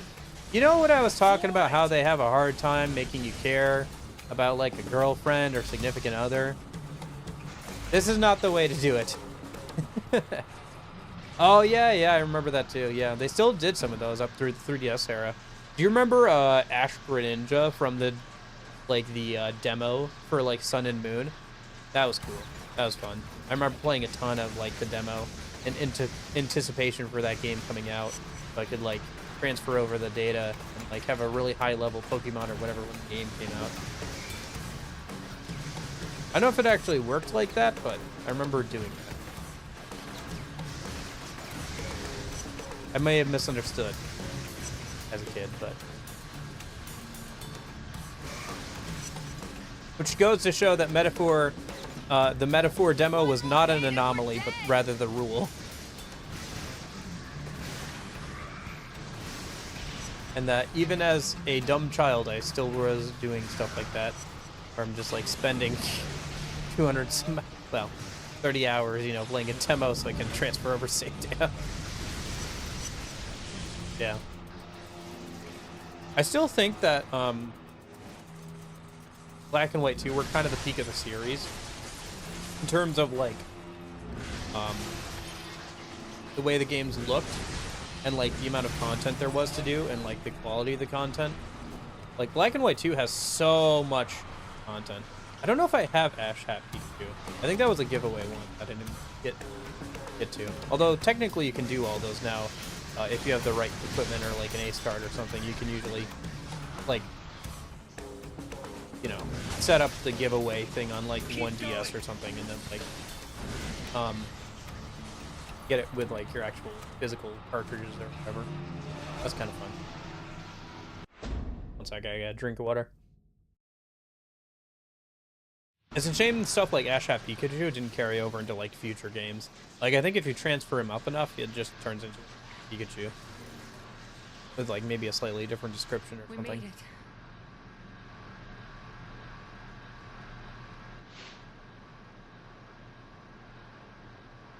Cole, I have the results from the photo analysis. It's Alden Tate, the son of Richard Tate. Ouch. You paying attention? I've got a lot of ground to cover, and this is important. I was transfixed. Moya kept talking while I watched this man, this old, grizzled man, lift a bus with his mind. I'm strong, but nowhere near that powerful. Alden was born to the leader of the First Sons. As a powerful mentalist, he was groomed from an early age to assume control. That is until Kessler showed up. Alden disappeared into the streets, growing up scared and homeless. But there's no fear in those eyes now. No, the blast has made him powerful, gave him the tools to combat his paranoia. With a flick of his wrist, he threw the bus on top of the hospital, sending a message to anyone that would challenge him. With Trish still inside that thing, I had to act fast. Not that I could do anything to Alden. He was already gone. Hang on, Trish. I'm coming. Okay, time to go save our Just ex-girl.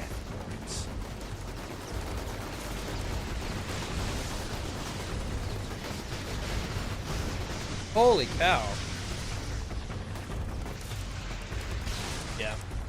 Yeah, I don't know. I have a lot of nostalgia for Pokemon, and I enjoyed the games a lot growing up. But,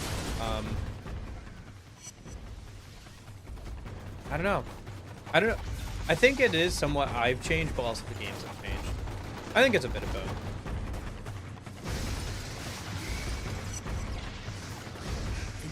It's not even like I think the current games are terrible. I just think they're not. I think they're kind of mediocre. You know, like if the previous like GBA up through the DES era were like exceptional, then they've just been kind of mediocre since then. And like the longer time went on and they didn't like update the gameplay at all, it just feels more and more mediocre as well. Like it definitely doesn't help.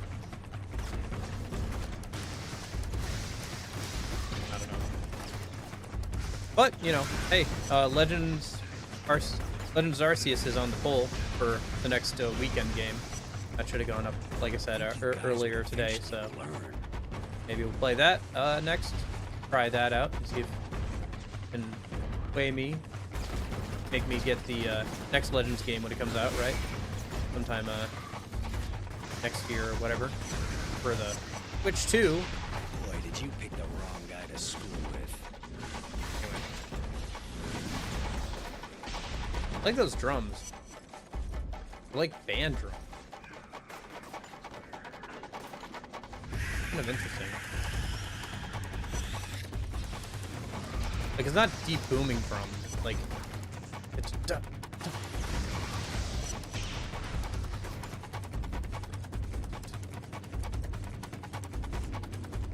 listen to them move. Holy cow. I think Game Freak is definitely tired of Pokemon. I think they're just cashing a check. Get away from her. Like they are late. Oh, great. Pokemon again. All right. Let's look around the office. What haven't we made it to a Pokemon yet? Yeah, I think so. I was really worried. Nope. Who's ready to crunch for never like happened to you. 2 I months know what straight I so we do. can get out in time for the If anime? you really cared about me, you wouldn't be running around attacking innocent people, destroying what little they have left. You know, it's like you're purposely trying to undo all the work I've done. But what really upsets me is that it didn't have to be this way. You brought this on yourself. You can sleep downstairs if you want. Just stay away from me. Doesn't she still get like super mad even if you're trying to be a good guy? That's what I remember anyway. Like she's still mad even if you're like being Mr. Goody Two Shoes, if I remember correctly. Tracking a couple developments, Cole. There are rumors that a large-scale conflict might erupt between the cops and the Warren. and the Confirmed Dustmen. bachelor. Look into it. Moya, you've got to get me the hell out of here. I don't care what it takes. No one's going anywhere until I have the Ray Sphere and John is safe. You know that. Alright. Well, looks like we're still in the doghouse. I'll never reject you, Cole. Never. You want me? I'm yours. Just be sure to deal with Kessler first. I don't want anyone interrupting us.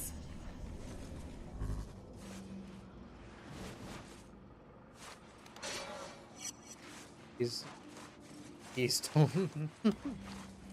don't mess with Crazy Cole. It's not worth it, please. Alright. How are we doing on time? Oh, we're still doing fine. Yeah. We've been able to get through quite a bit of story. I think we're about at the halfway point for this area, or a little over. Although it's a little hard to tell. Yeah. Okay. Well, let's go do this, side quest since we're right nearby. There's also a story quest. Those in it.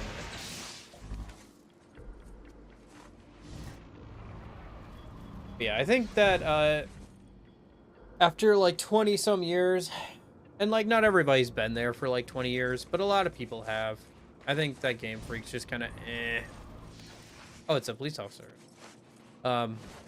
They're like, man, Pokemon again. A bunch of transients stole my supplies. You've got to. Like I said, they've tried to make other things, but they're just not as like profitable as Pokemon. So kind of like defeating, you know. Have like it's very much one of those things where like they're being forced to make something that they've already made for the last 20 years. And apparently they think that they have to compete with mobile games now, where like their higher ups do.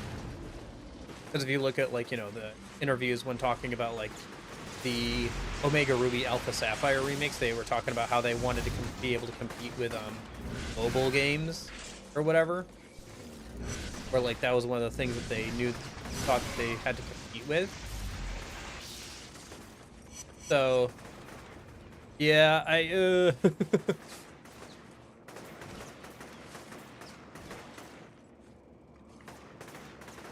I don't know. I think they're just tired, like, making Pokemon, but it's just so profitable they can't stop from a business standpoint.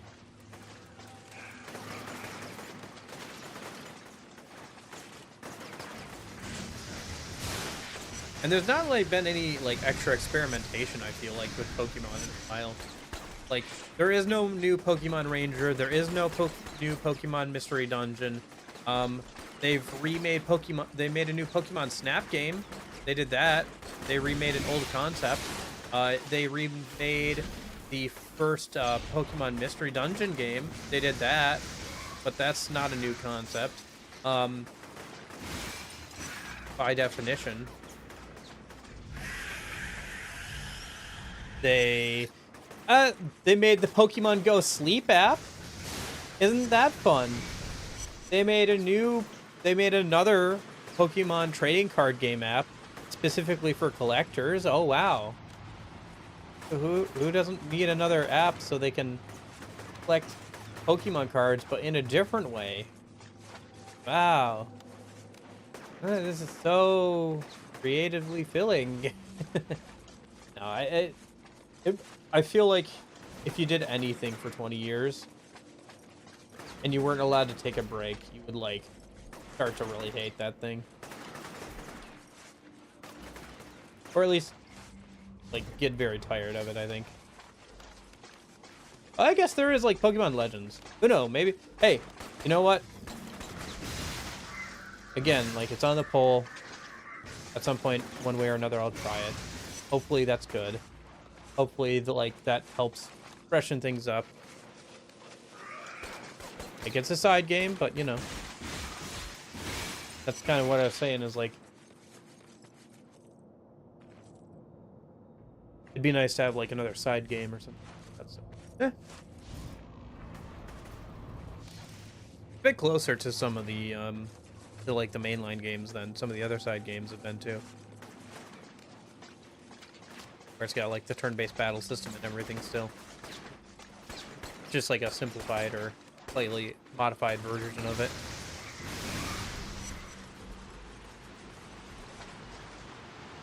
Yeah, it is kind of interesting to think about how many spin-off games Pokemon has had in, like, different genres and stuff. Like, remember on the DS there was that Pokemon, like, not Fire Emblem game, but, like, tactics game, where you, like, were it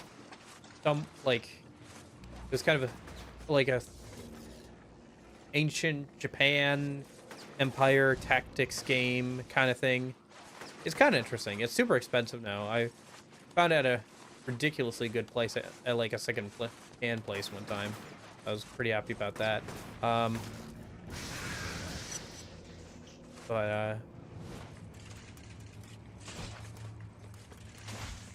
Spider.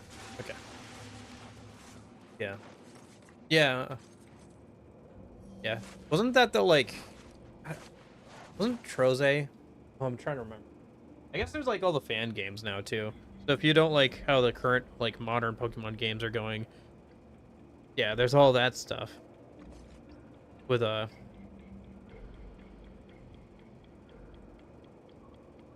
the fan games, and Pokemon Fusion is really cool. There's that Pokemon roguelike that came out not too long ago. That's really cool. There's, like, the Pokemon MMOs. Oh, yeah, I remember now. Now that you say that, yeah. I was going to look it up, but now I remember. I played a good chunk of that on the 3DS. Yeah, I remember that now.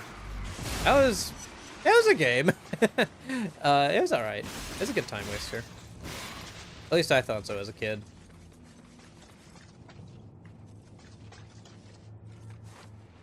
Yeah, Bejeweled. Yeah, remember when Facebook games were a thing?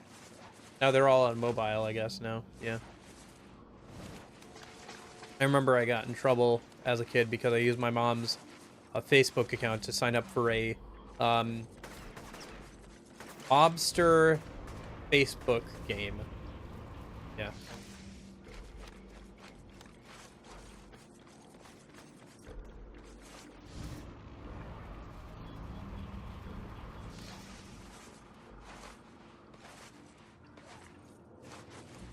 But yeah, I remember getting in trouble for that.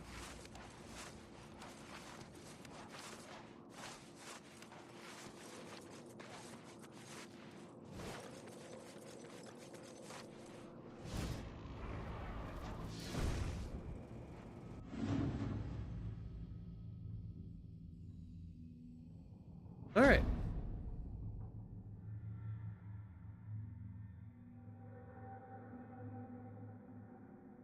Thanks. I could save a lot of lives with these supplies.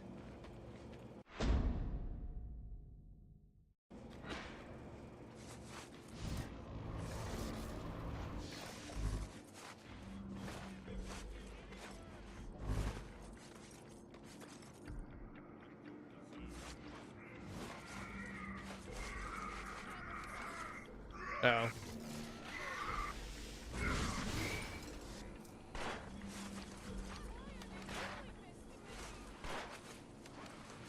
How do I get up there?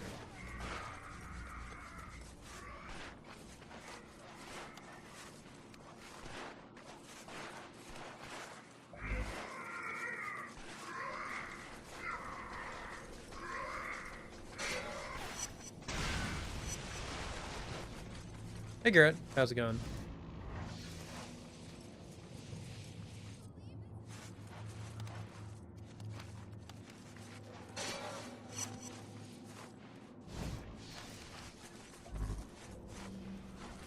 Yeah, Pokemon has a lot of good music. It still does. It's kind of wild that Toby Fox ended up making songs for Scarlet and Violet, right? Did he also make stuff for Sword and Shield? I can't remember. I feel like he made a song for Sword and Shield, and then he made some more for Scarlet and Violet. I was watching a compilation of his, like, Toby Fox's, like, Blue Sky videos and stuff. Like, all of his, little video shit posts he's putting over there. Kind of funny. I know. It was also funny seeing the comments where people are saying that, like, Toby Fox has become crazy. They have no idea what Toby Fox did before Undertale. And I will agree with that. There is some unhinged stuff that Toby Fox has been a part of. And I don't mean, like, Homestuck in general, but there are certain albums of Homestuck music that will not be mentioned. The remnants of the 43rd Precinct have mounted an offensive against Oh, the come on. Dustmen. My That's source funny. says they're going to try and arrest Alden. Good. That psycho should be behind bars. The battle has already started, so you better get moving. Your top priority is ensuring that Alden is captured. Once he's in custody, I'll send in an extraction team.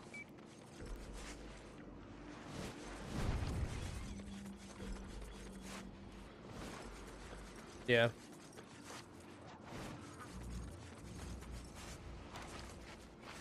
I remember watching an entire, like, couple of YouTube videos about, like, all the different Pokemon movies. I watched through them all and, like, ranked them or whatever. Kind of interesting. Obviously based off of Ted Nivson's Barbie one, which was also kind of interesting because I remember watching, like, a good 2/3 of all those Barbie movies. I had a younger sister growing up. It was a phase. I can still quote a lot of those Barbie movies lyrics, or, like, different things about those Barbie movies. And still do sometimes with my brother. It's kind of fun. I think actually our sister doesn't remember them as well as we do, because she was a bit younger, so we actually remember the Barbie's movies better than she does in some cases. I know. That's fun. Guess that's all that matters. Family. Bam. Alden, Yeah. You're under arrest. Oh, that's interesting. Maybe a different cuts in the movie or whatever. I got a bead on Alden. Heading after him. Don't let him escape, Cole. This could be our only shot.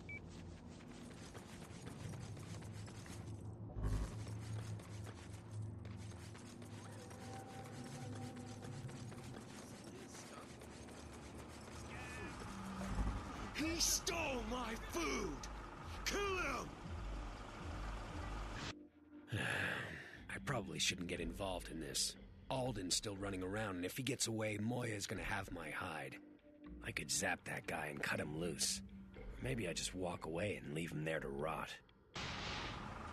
Not my problem. I'm evil, remember? Also, it doesn't matter anyway. Because, like, you're probably not going to be able to... I don't think you get the guy here. What the hell? Anyway, so... Doesn't really matter. I like how they sent one cop after a guy with, like, supernatural powers, an entire gang back him up. Some with their own supernatural powers. And they were like, yeah, that'll work. That'll be fine. Apparently they didn't send anybody else. I didn't see any other dead bodies or anybody else in the flashback. Civilian, why are you walking into the enemy compound? Are you trying to get yourself killed?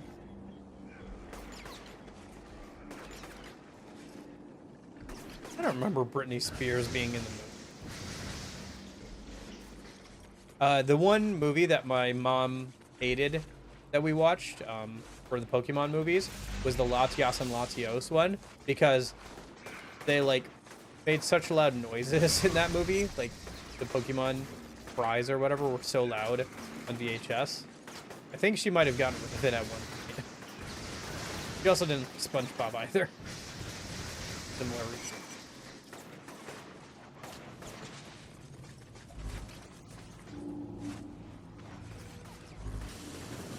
Nope.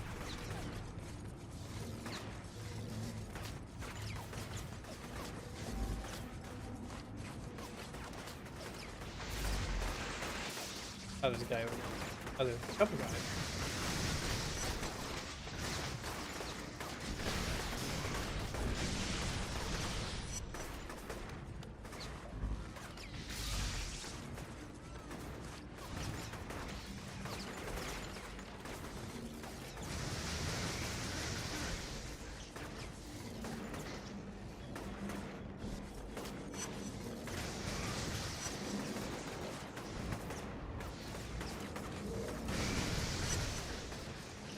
How's he getting over there?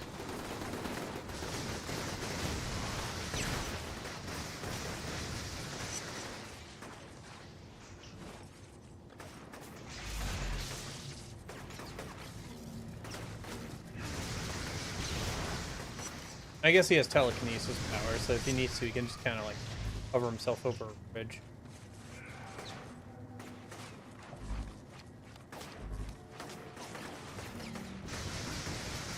Looks like there's a dead drop nearby. If it's in the middle of this enemy compound, I should pick it up while I'm here anyway.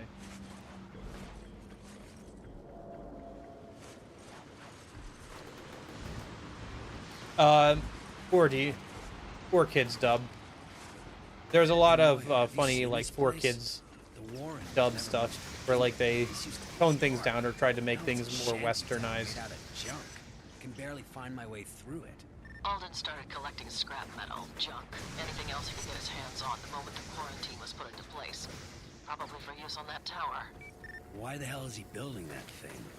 No idea. As far as I can tell, there are no combustibles in it, so it's not an explosive device. Maybe he's overcompensating for something.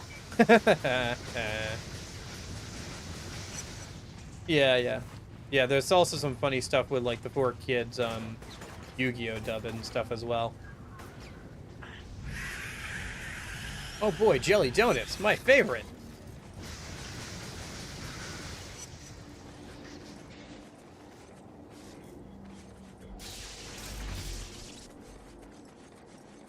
Yeah. Yep. Yeah, I remember watching a little bit of 4Kids. back in the day. Okay.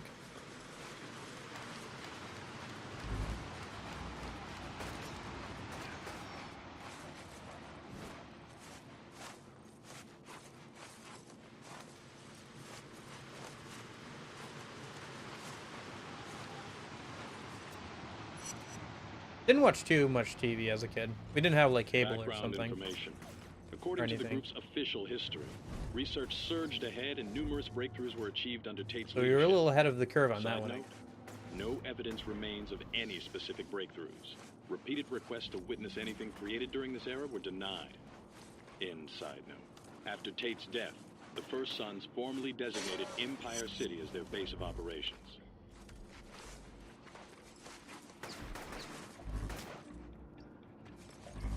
Huh. Yeah. Because I remember, like, back when, like, 5Ds, Yu-Gi-Oh! 5Ds was coming out, the third generation of Yu-Gi-Oh!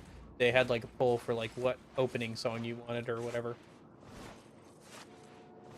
Yeah. Odd thing. Kind of reminds me of, like, the whole Power Rangers thing where they just, like, bought footage of like a bunch of Japanese people in costumes and then dubbed over it and like filmed their own like segments for the out of costume stuff, which is kind of interesting. I wonder if at what point they stopped like doing that and just started filming their own like stunts and everything so they could like dictate the flow, kind of like break off of Super Sentai. It was a smart idea by whoever did it first, you know, like, oh, I can just, these people are all wearing outfits. We don't have to, like, do all these, like, expensive, like, fighting scenes. I can just buy the rights to the footage and then just do the normal, like, talking stuff. That's easy. We just get a couple of high schoolers over here for people who look close enough and, like, just, you know. Oh, hello. Big old golem guy, huh?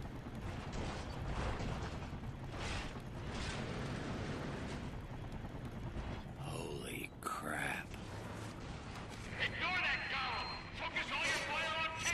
Eight? Like Andrew? I know he was in this game. Okay, joke done. Joke done.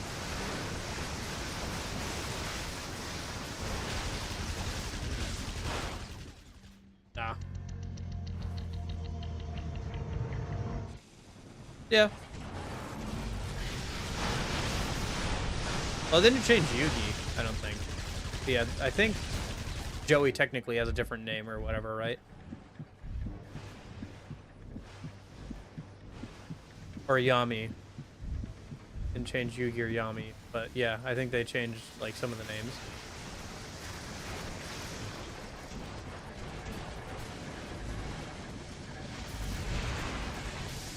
Ooh!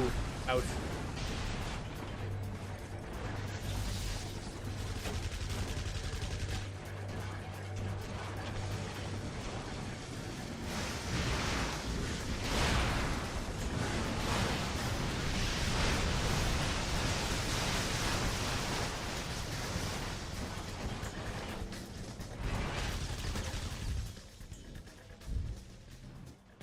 Yeah. One of my favorite pieces of, while we're talking about cartoons and stuff, one of my favorite pieces of, Star Wars media is the, Clone Wars TV show. That was really good. Damn right. I wish, Dave Filoni had more creative control over, Star Wars these days.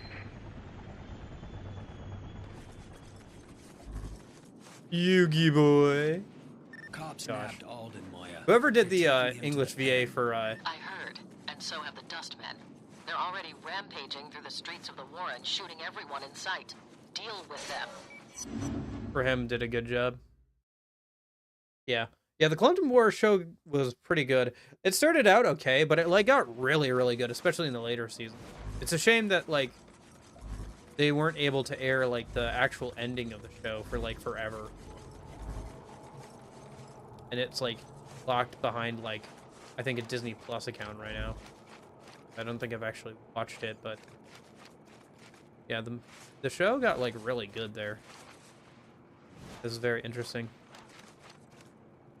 And they actually did like a really good job of like characterizing, like, it was still Anakin, but you actually kind of liked him. I don't know, they did a good job at like characterizing Anakin and stuff, where they were still kind of the same characters from the movies, but like you liked Anakin, and like Obi-Wan had like a lot of growth that happened over the course of Clone Wars. Yeah, Pegasus, yep. Yugi boy.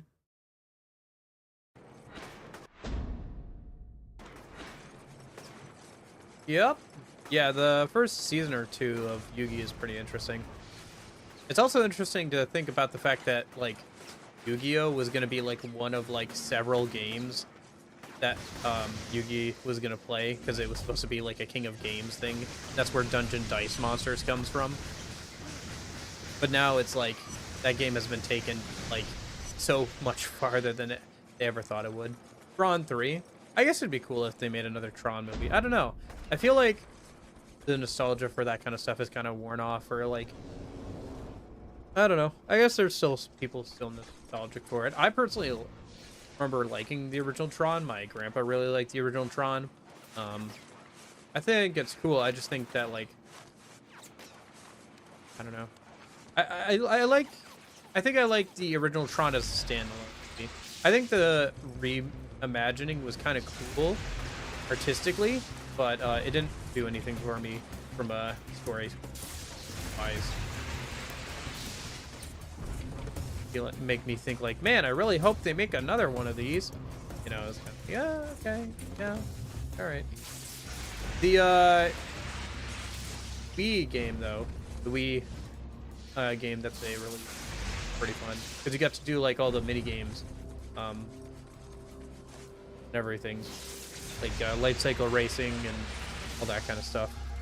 Is Yugi's deck even considered good? Not the first version of it, no. I think most of the anime decks aren't really considered good. There are like certain cards that are pretty good because they were made for the anime, and like in fact there are some like cards that are even better in the anime, and the effect was so outrageous they had to tone it down for the card game, despite it being Yu-Gi-Oh, where everything is outrageous. But a romantic relationship has, I mean, his original between deck is Sasha and Kessler. It's just running Although it largely Exodia appears without any level, good way of getting to it, occasionally right? Sasha will mutter that So Kessler isn't doing as he's told, or that she doesn't understand why he's different. She's clearly referencing something beyond the usual power dynamics present in any relationship.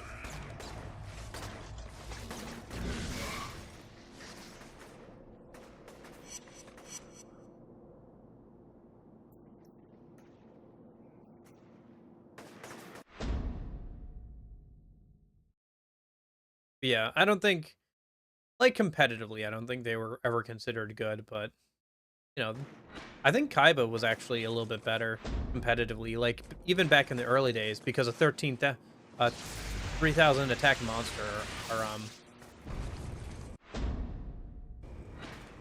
was like much better than a 2500 magician. Huh, interesting. I have yeah, I played a lot of like one of those, the sacred cards or whatever. I still have that. I don't think I ever beat it, but I keep meaning to go back and like play it as like an adult and like beat it. And like I feel like some of the other games are kind of interesting, like the Yu-Gi-Oh GX one, where you're like at the Duel Academy and stuff. It's kind of like kind of a life sim where you get to be at the Duel Academy and everything.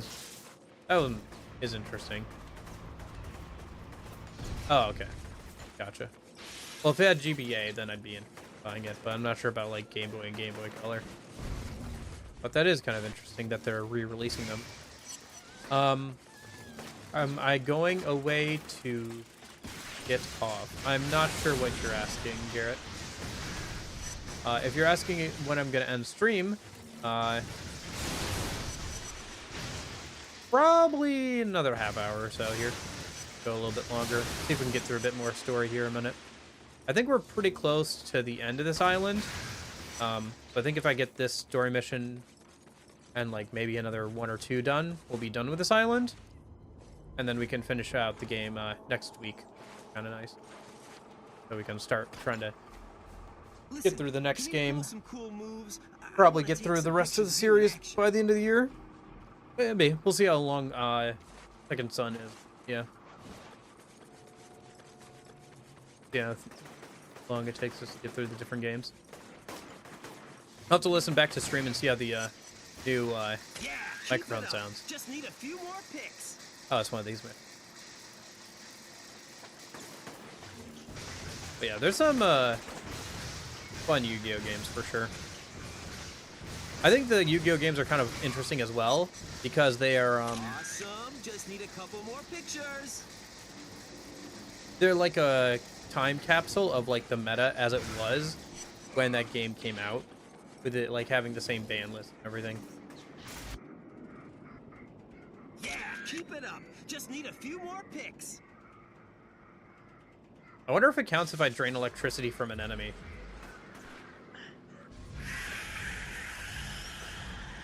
Yeah, it does. Yeah, keep it up. Just need a few more picks. The Hobbits, the Battle of the Fire Armies. I seem to remember that game. Wasn't that like a Wii game or something? Hold on. Or was that Aragorn's Quest I'm thinking of?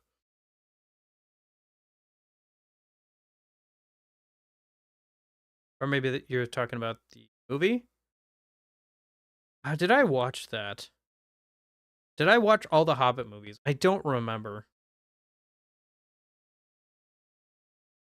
I know I watched the first one. I don't know if I watched the rest.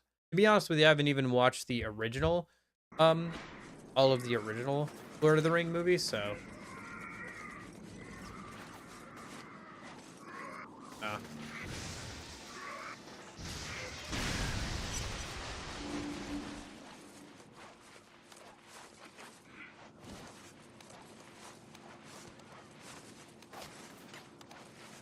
But, I don't know. The Hobbit movies were okay. Still need to play Shadow of Mordor. Yeah, I played a little bit of it. I've never beaten the whole thing, but I played a little bit of it. It does have a cool Nemesis system. It's just a shame it got copyrighted, so now other people can't use it. But yeah. There was that one Yu-Gi-Oh game on PS2 that played like a board game. Yes, there's like that Dungeon Dice Monsters game or whatever. That was like part of like one of the arcs of the first season. Because like I said, Yu-Gi-Oh was originally intended, like Yu-Gi was supposed to play like a bunch of different games with like similar creatures, but different rules and stuff. So that was like supposed to be the second one. Like he wasn't just supposed to play Yu-Gi-Oh, the card game or whatever.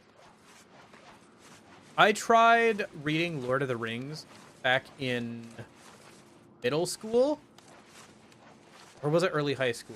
I think it was early high school. Yes, I remember. It was early high school, and I got a book and a half in, and I stopped because it was too many these, thous, and thuses, and it was hurting my brain having to like translate all the dialogue after reading it in my head to like figure out what the heck was even going on. So that's as far as I got with the reading the Lord of the Rings. To be fair, I got like a book and a half in, but yeah. You know. Yeah, keep it up. Just need Which I remember because well, maybe that was in middle school. I think that might have been in middle. Because in high school we had to read Huck Finn. You know how there's Huck Finn and Tom Sawyer. So we had to read Huck Finn. And I remember we were talking about like what we thought of the book so far in class, and I said, yeah, I'm having problems like trying to understand like one of the characters. And and people in my class called me racist because he was black, and I'm like, no, it's just because he has a thick southern accent. I had a problem with Lord of the Rings too. Yeah, I did read all the Harry Potter books. They're pretty good. I think that the last one is kind of eh, especially the movie. The Deathly Hallows movie, kind of eh. But Awesome. Just need a couple more pictures. yeah, I think if I went back and read it now, I'd be fine. But like when I was in like middle school or whatever, I was just like, My brain hurts. This is too much. I'll just go read some. I'll just go read like Harry Potter or something.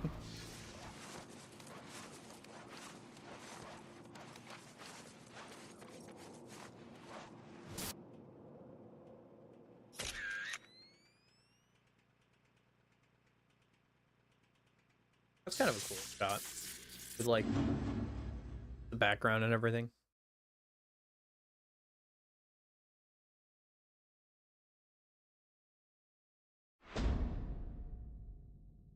Yeah, I remember I played like kind of a mediocre like Wii Lord of the Rings game. Like I borrowed it from the library and I played a good amount of it. It was alright. I thought it was actually kind of good. I think it's Aragorn's Quest or whatever. I hear people say bad things about it. But I remember enjoying it as a kid. Maybe I was just being a kid. Stuff. Be interesting to go back and play that game. I don't know. There's a ton of games like that where it's like, oh, it'd be good to go back and like actually finish that game that I tried before, and I did actually do that. Some this year. There were a couple of like game demos back on the Xbox 360 that I remember playing, and so I tracked down those games and played them earlier this year. Darwinia and Mini Ninjas. Both are pretty good, but I didn't finish either. Darwinia was just too slow, and Mini Ninjas was very childish.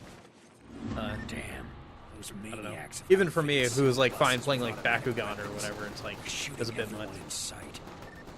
I like how that guy got shot in the back with a machine gun and like fell over and started clutching his leg.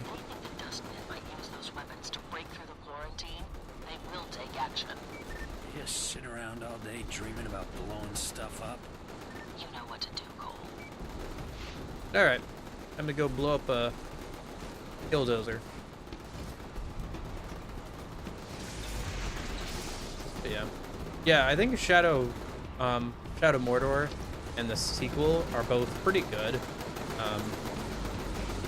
It's just a shame that, like, you know, the thing got patched in. To try something else. Maybe I need to get closer. Get closer. Get on top, maybe?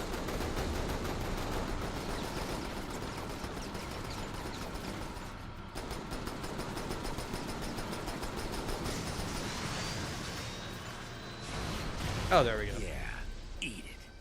I see. Okay, so I have to get on the top of them and then blow up the generator.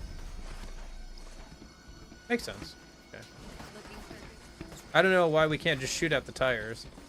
Because if I, like, zap a tire with electricity, you would think that the rubber would just melt, but okay. Okay, video game logic. Hey, Cole. Just letting you know that I'm over at the prison, helping out the cops. You kidding me? I thought you hated cops. Well, like you said, things have changed. Besides, any lawman that stayed in this hellhole is the real deal. Gotta respect that. I'll catch you later. Huh. Good for Zeke. Good for you, man.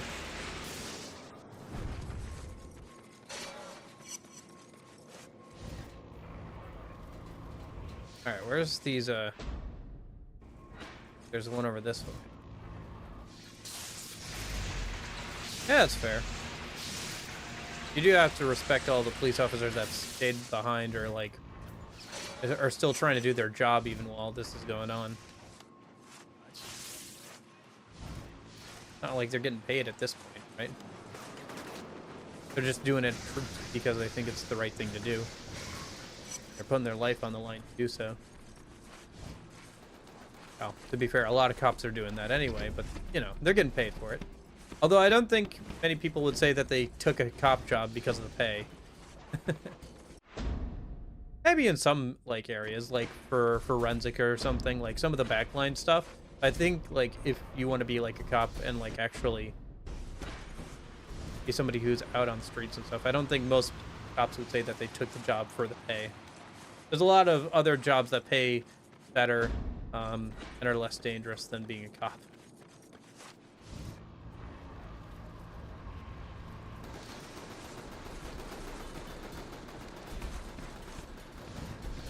Yeah, I don't know.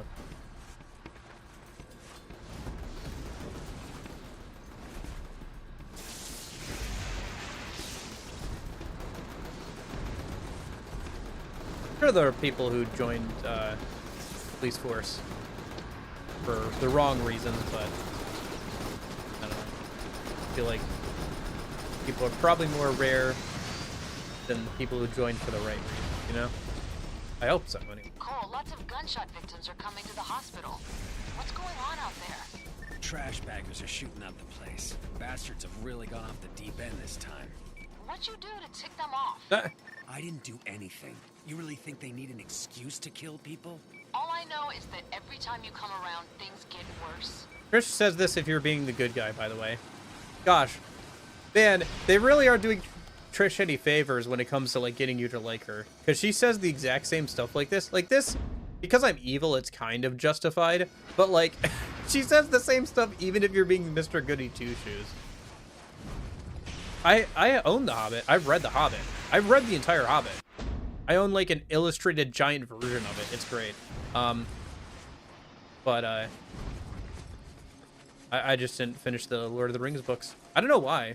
I had a much better time reading The Hobbit than I did the original, like, Lord of the Rings trilogy. Could not tell you why, but I did actually finish that one.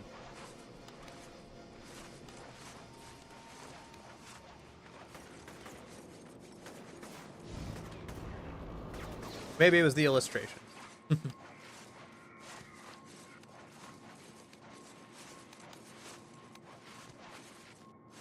Yeah, I think I read that in high school, though. So maybe that was it. Like, it just took me, like, since I went ahead and read that, like, in high school, I was, like, you know, in a better mindset of being, like, willing to get through all of these thousand thuses. I had read Shakespeare by that point in class, so that big of a deal at that point. Just reread The Hobbits, but dang it. Ah!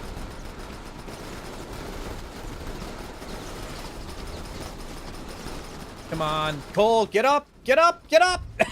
Cole, no! How can you read this? There are no pictures. Yeah.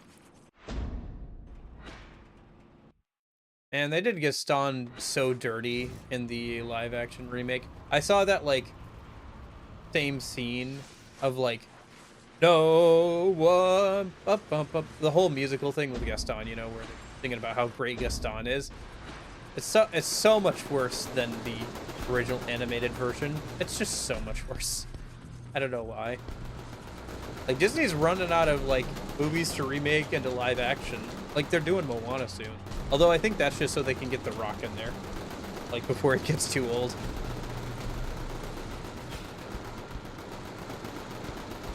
Although apparently he's going to be wearing, like, a giant bodysuit to, like, cover up all the tattoos. So, you know. Still a Disney movie. Not like there are such things as traditional tattoos, I think. No, that can't be. Okay.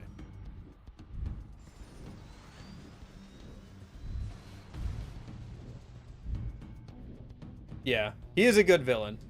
He's got a lot of personality, you know. In any other story, Gaston would be the hero for sure. But yeah, he had a lot of personality and stuff. Like the same way that, like, Captain Hook was a great villain and he had a lot of personality and everything. I think it's like the same. At least, yeah, it is. Yeah, you can make a good character without making it likable, which is something that I think has kind of fallen by the wayside, unfortunately.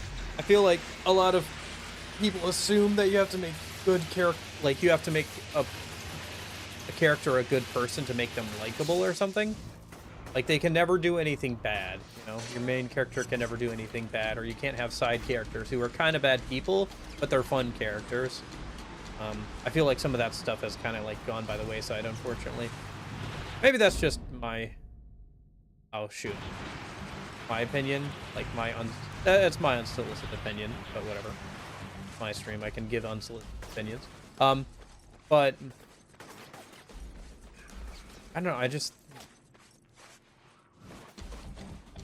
Dang. I think we gotta hang out here until that bus comes into an area where we actually have electricity around. hang out here until it gets closer. But yeah, I don't know. I just feel like a lot of more recent movies and stuff have like main characters who can never do anything wrong, or you know, and that's both for guys and girls. You know, it's not like there are Mary Sues and there are Gary Sues. You know, I don't know.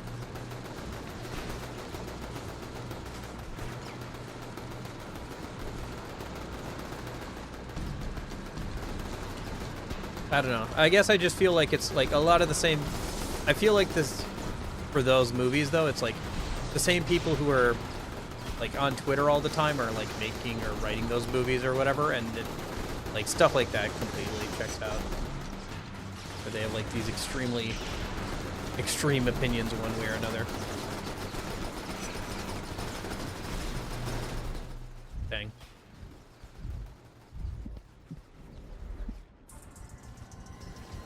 Yeah, I got caught out in the open since I couldn't get on the top of the truck. All right. Oh, nice. It's right next to us. Cool. Got to get it before it goes into another energy zone where I haven't turned on the power yet. Wonder if I did this kind of out of order. Maybe I'm supposed to do the other one first and like turn on the power or something. Okay.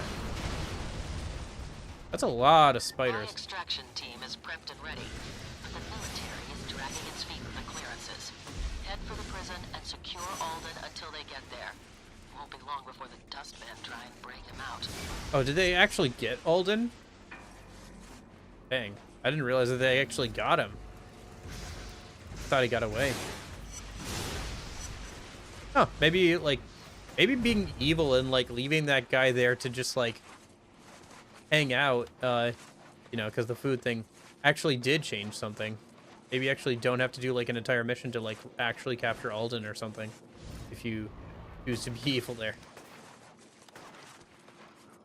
It'd be interesting to like take a look at a video or like all the differences or something. Maybe there's like a wiki page or something I could read of like all the differences in like the plot or something, you know, if you choose to go down the evil or good route.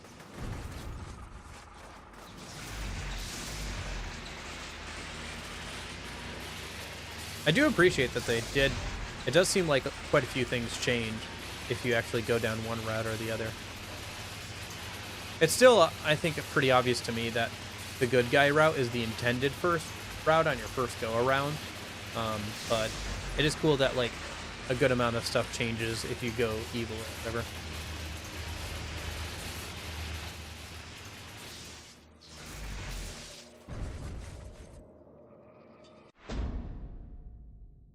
Oh, I wonder if we'll see. I saw a billboard. Is that it there?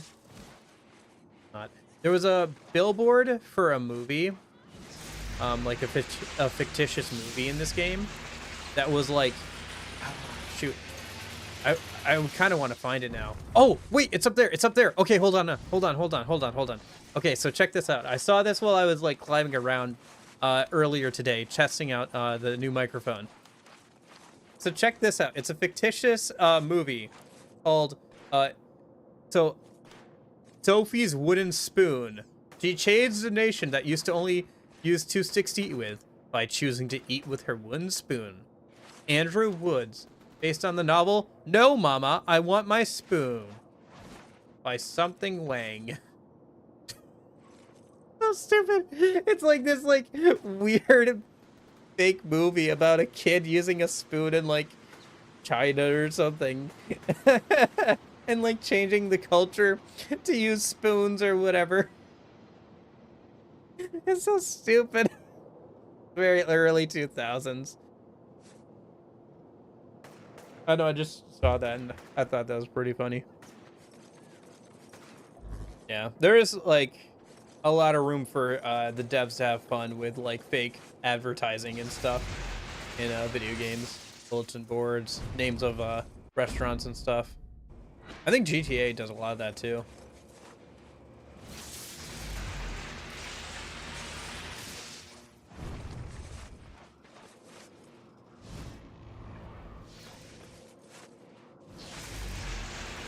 All right, how are we doing on time?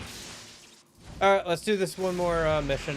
I think this might be the end of this island, or if not, it's pretty close. So let's do this one mission, and then I think we'll wrap it up for today. I'm at the prison, Moya.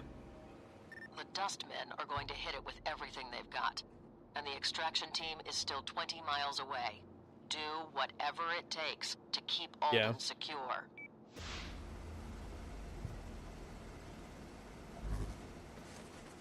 I have an admission. I have to admit something to you guys.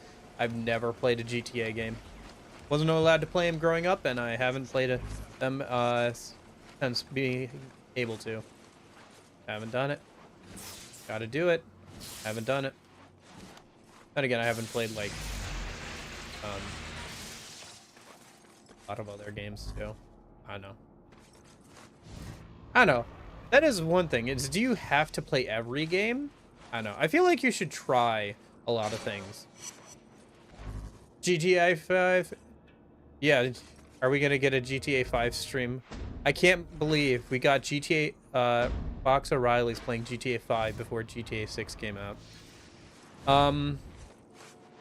Yeah. I don't know about soon, but like maybe at some point. Wish I could play inFamous. Yeah, I mean, if you technically you can emulate PS3 stuff, but you need a decent PC for it. It is a shame that it hasn't been like remastered and put out on like the PS4 or PS5 or. Prisoner, man. You know, a shank holder. Come on, get with the lingo.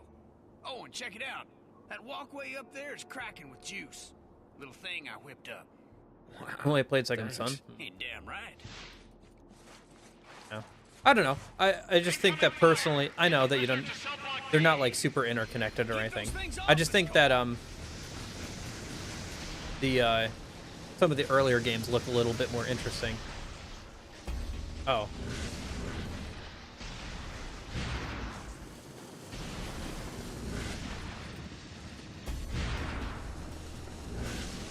They're playing tennis. That was damn close.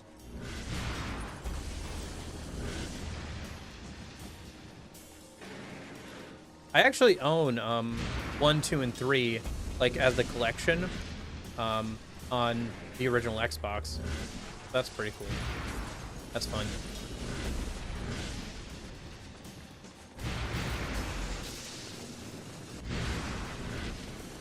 I don't have a good way of recording the Xbox. I thought about getting like an HDMI adapter for it, but because like I guess you can emulate. No, but the whole point is I own it physically. But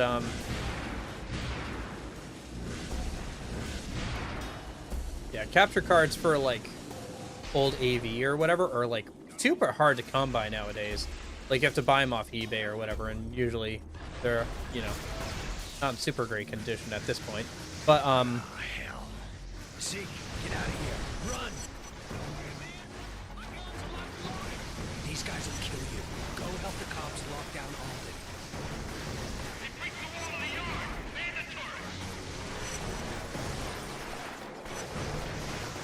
this is cool. This is a cool segment. It's interesting that you get to do this even though I'm evil and have like beat up cops before and taken down an entire police station before. Ah, sorry guys. Well, I guess you kind of have to for the plot, so whatever, I guess.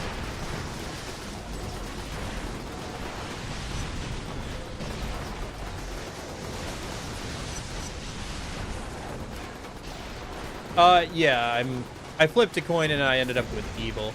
So we're doing evil this go around. I'll probably I might flip another coin for when we get to inFamous 2. Is that your idea? I don't know, somebody begged me to be nice, so maybe I'll be nice as to change it up so we get nice cool in the next go around. Which I think is actually anti-canonical. Because I think my interpretation is that canonically Cole is good in the first game and evil in the second one. But based off my understanding. These guys flank me. But Just be ready, Zeke. We can't let them get Alden. I'm on it, brother.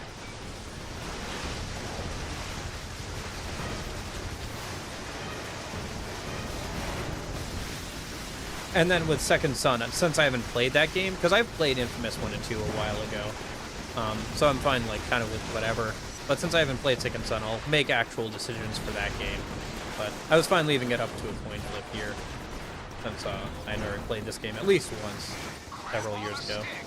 Trash baggers killed the power. We need to restart the generators on the roof before Alden wakes up. Okay, up to the roof. How are we getting there?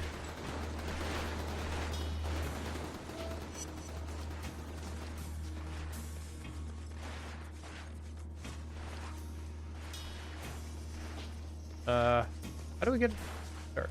Okay, maybe if I go up this way, just to start.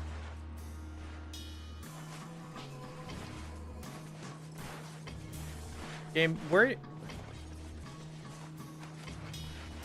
But yeah, I know that the GTA games all have different, like, protagonists or whatever, and, like, they probably have references to previous ones, but it's not like you need to know anything about the previous one. I don't know, GTA 4 looks like it has the most interesting plot to me, personally. I know GTA 3 is kind of, like, got all the memes. GTA 5 is, like, the one that's been around for, like, forever, and everybody still plays. But GTA 4 looks like it has the most interesting plot to me.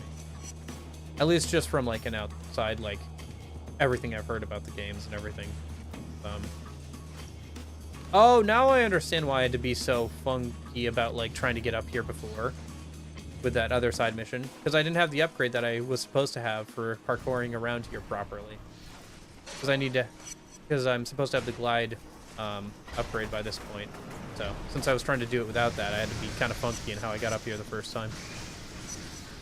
Walking Dead.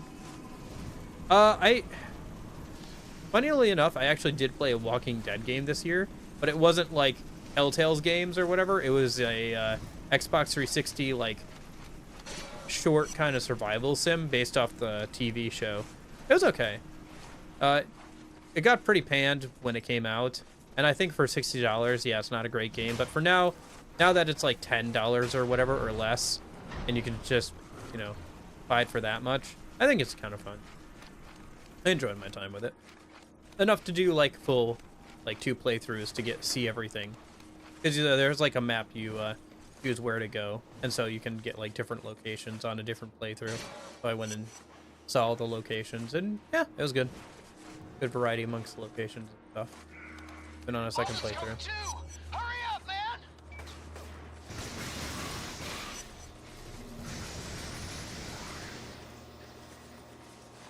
Here they come again. Form a defensive perimeter around Alden. More trash baggers, brother. Better hightail it back down to the yard.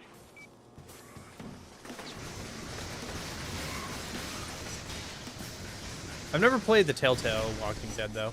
I think the only Telltale games I've played all the way through is the Back to the Future one, which is kind of interesting because basically they worked with the original writers of the series. And so it's basically what they had in mind if they were going to make a 4th Back to the Future game. So it's kind of interesting plot and stuff. And then that, and I played, I think, the first couple seasons of Minecraft Story Mode. I actually remember playing on, like, my phone back in the day. They were alright. It's funny to look at them now. They're very much of their time, especially that one episode where they have, like, the murder mystery with all the, like, YouTubers. And then there's, like, the one character who's not a YouTuber, and you're like, I wonder who the murderer is. But, yeah. It was a good time. It was fun. I've never played, like, their Tales from the Borderlands game or their Walking Dead one. Yeah, that was the main character that you played as in the game I was talking about, the Walking Dead one. So. Yeah, it wasn't a particularly good game, but for $10, it was worth the time, I think. I've never watched any of the TV show. Like I said, I didn't watch too much TV or movies or anything, so wouldn't have really had a way to watch it, and don't have Netflix or anything, so.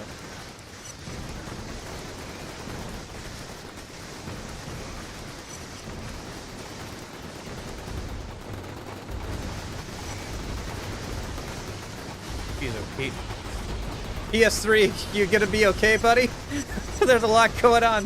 You feeling all right? All right. Yeah, glad you enjoyed stream, Garrett. Have a good rest of your day or whatever if you're heading out.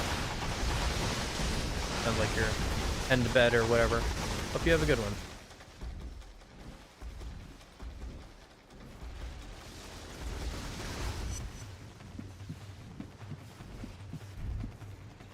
Yeah, probably gonna wrap up here after this mission. It's been fun though. I haven't been talking too much about the game itself, but I'm finding plenty to talk about. It's been fun. Kind of hanging out and stuff. Yeah, I'll have to listen back to the, watch back the stream some and make sure the audio sounds good. Yeah, I do have like one more microphone that's technically more expensive than this one. I don't know if it'll be better, but it's technically more expensive usually. It wasn't because of Black Friday, so figured to try it. It comes somewhat recommended. I don't know, I have to like try it out. I probably won't try it out tomorrow, because I probably won't have time to set it up before stream tomorrow. But I'll probably check it out like, I'll probably set it up after Saturday stream and we can check it out like Sunday. And then that way I can return them here soon. Oh, okay. Sounds good. Well, thanks for the encouragement. I appreciate that.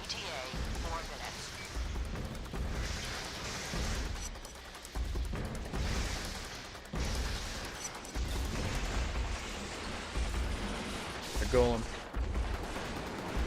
Those Golem guys. Those Golem guys, I was talking about how this game reminds me a bit of, you know, The Force Unleashed. There's an enemy type that looks exactly like these guys. Like, if you just turn the energy blue, they look exactly like an enemy type in The Force Unleashed. Down to the fact that they're supposed to be, like, walking scrap heaps reanimated by energy. I wonder why there's that overlap. Because I don't think it's the same studio that made both those games. So, it's like, I guess the same idea from different studios, which isn't, like, crazy or anything. It's just surprising to see. In the same genre, in the same,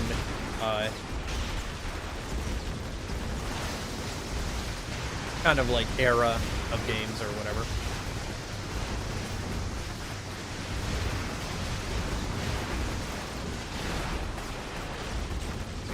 Ah!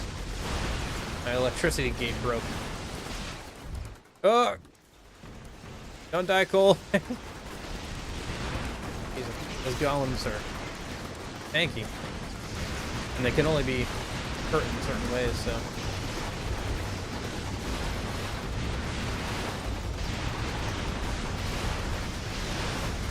Just chucking a bunch of grenades at them doesn't really work, unlike most other enemies.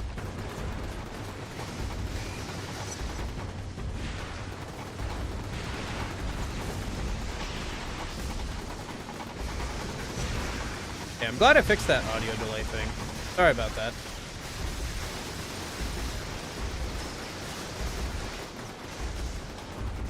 Yeah, I gotta watch back my streams more often, I think.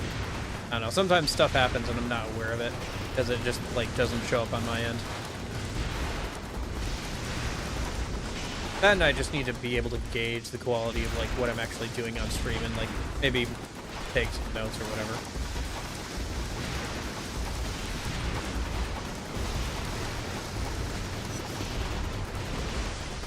Time for some payback, bitches! What the hell are you doing, Zeke? I told you to stay with Alden.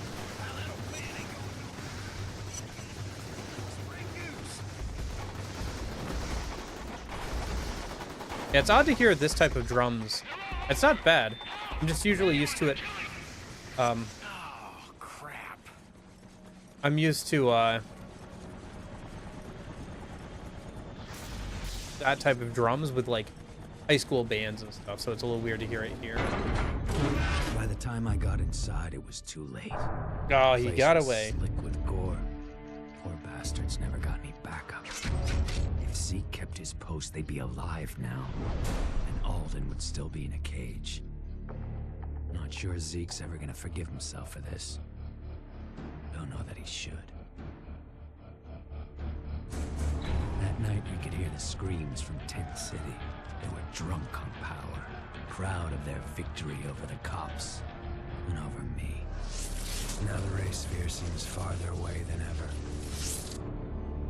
Alden knows we're coming. He'll prepare.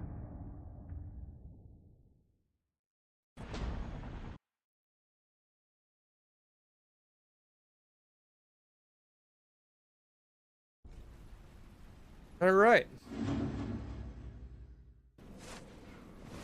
Day 19. All right, I think that's... Where the hell have you been, Cole? I've been trying to reach you. Alden's gone, Moya. Transients busted him out and killed every cop in the prison. This is unacceptable, Cole. You had explicit orders to keep him there. What the hell happened? Look, don't lay this on me. I did everything I could. Zeke is the one who blew it. I told him to stay back and help the cops, but he wouldn't listen. It's time to cut him loose, Cole. He's become a liability, and we have no margin for error, especially with Alden back on the streets. I'm gonna make a run on the next substation and beat the hell out of some bad guys.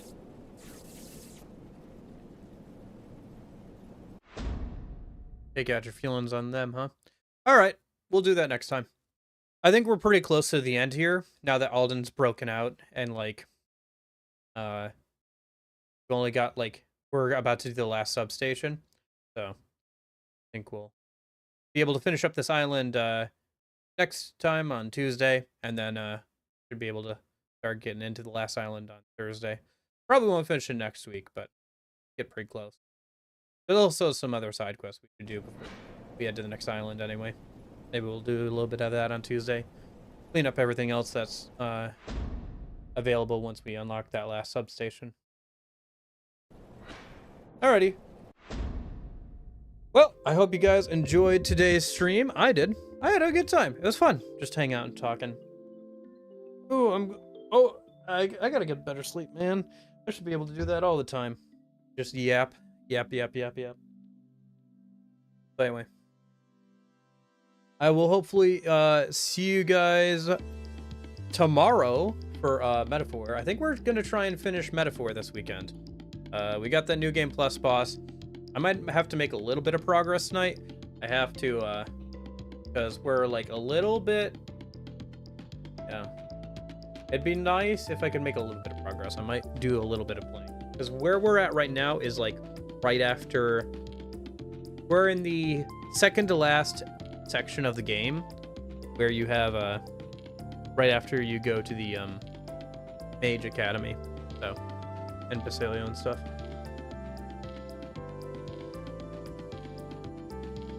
So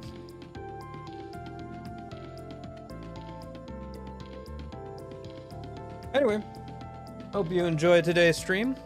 Hope that interesting or fun or just kind of nice to hang out or whatever. Talked about a lot of stuff. Went all over the place today. But yeah, hopefully see you tomorrow. If I don't, maybe I'll see you next Tuesday for more inFamous. In any case, hope you guys have a good rest of your day. And in case I don't see you, hope you have a good afternoon, good evening, good night. See you guys.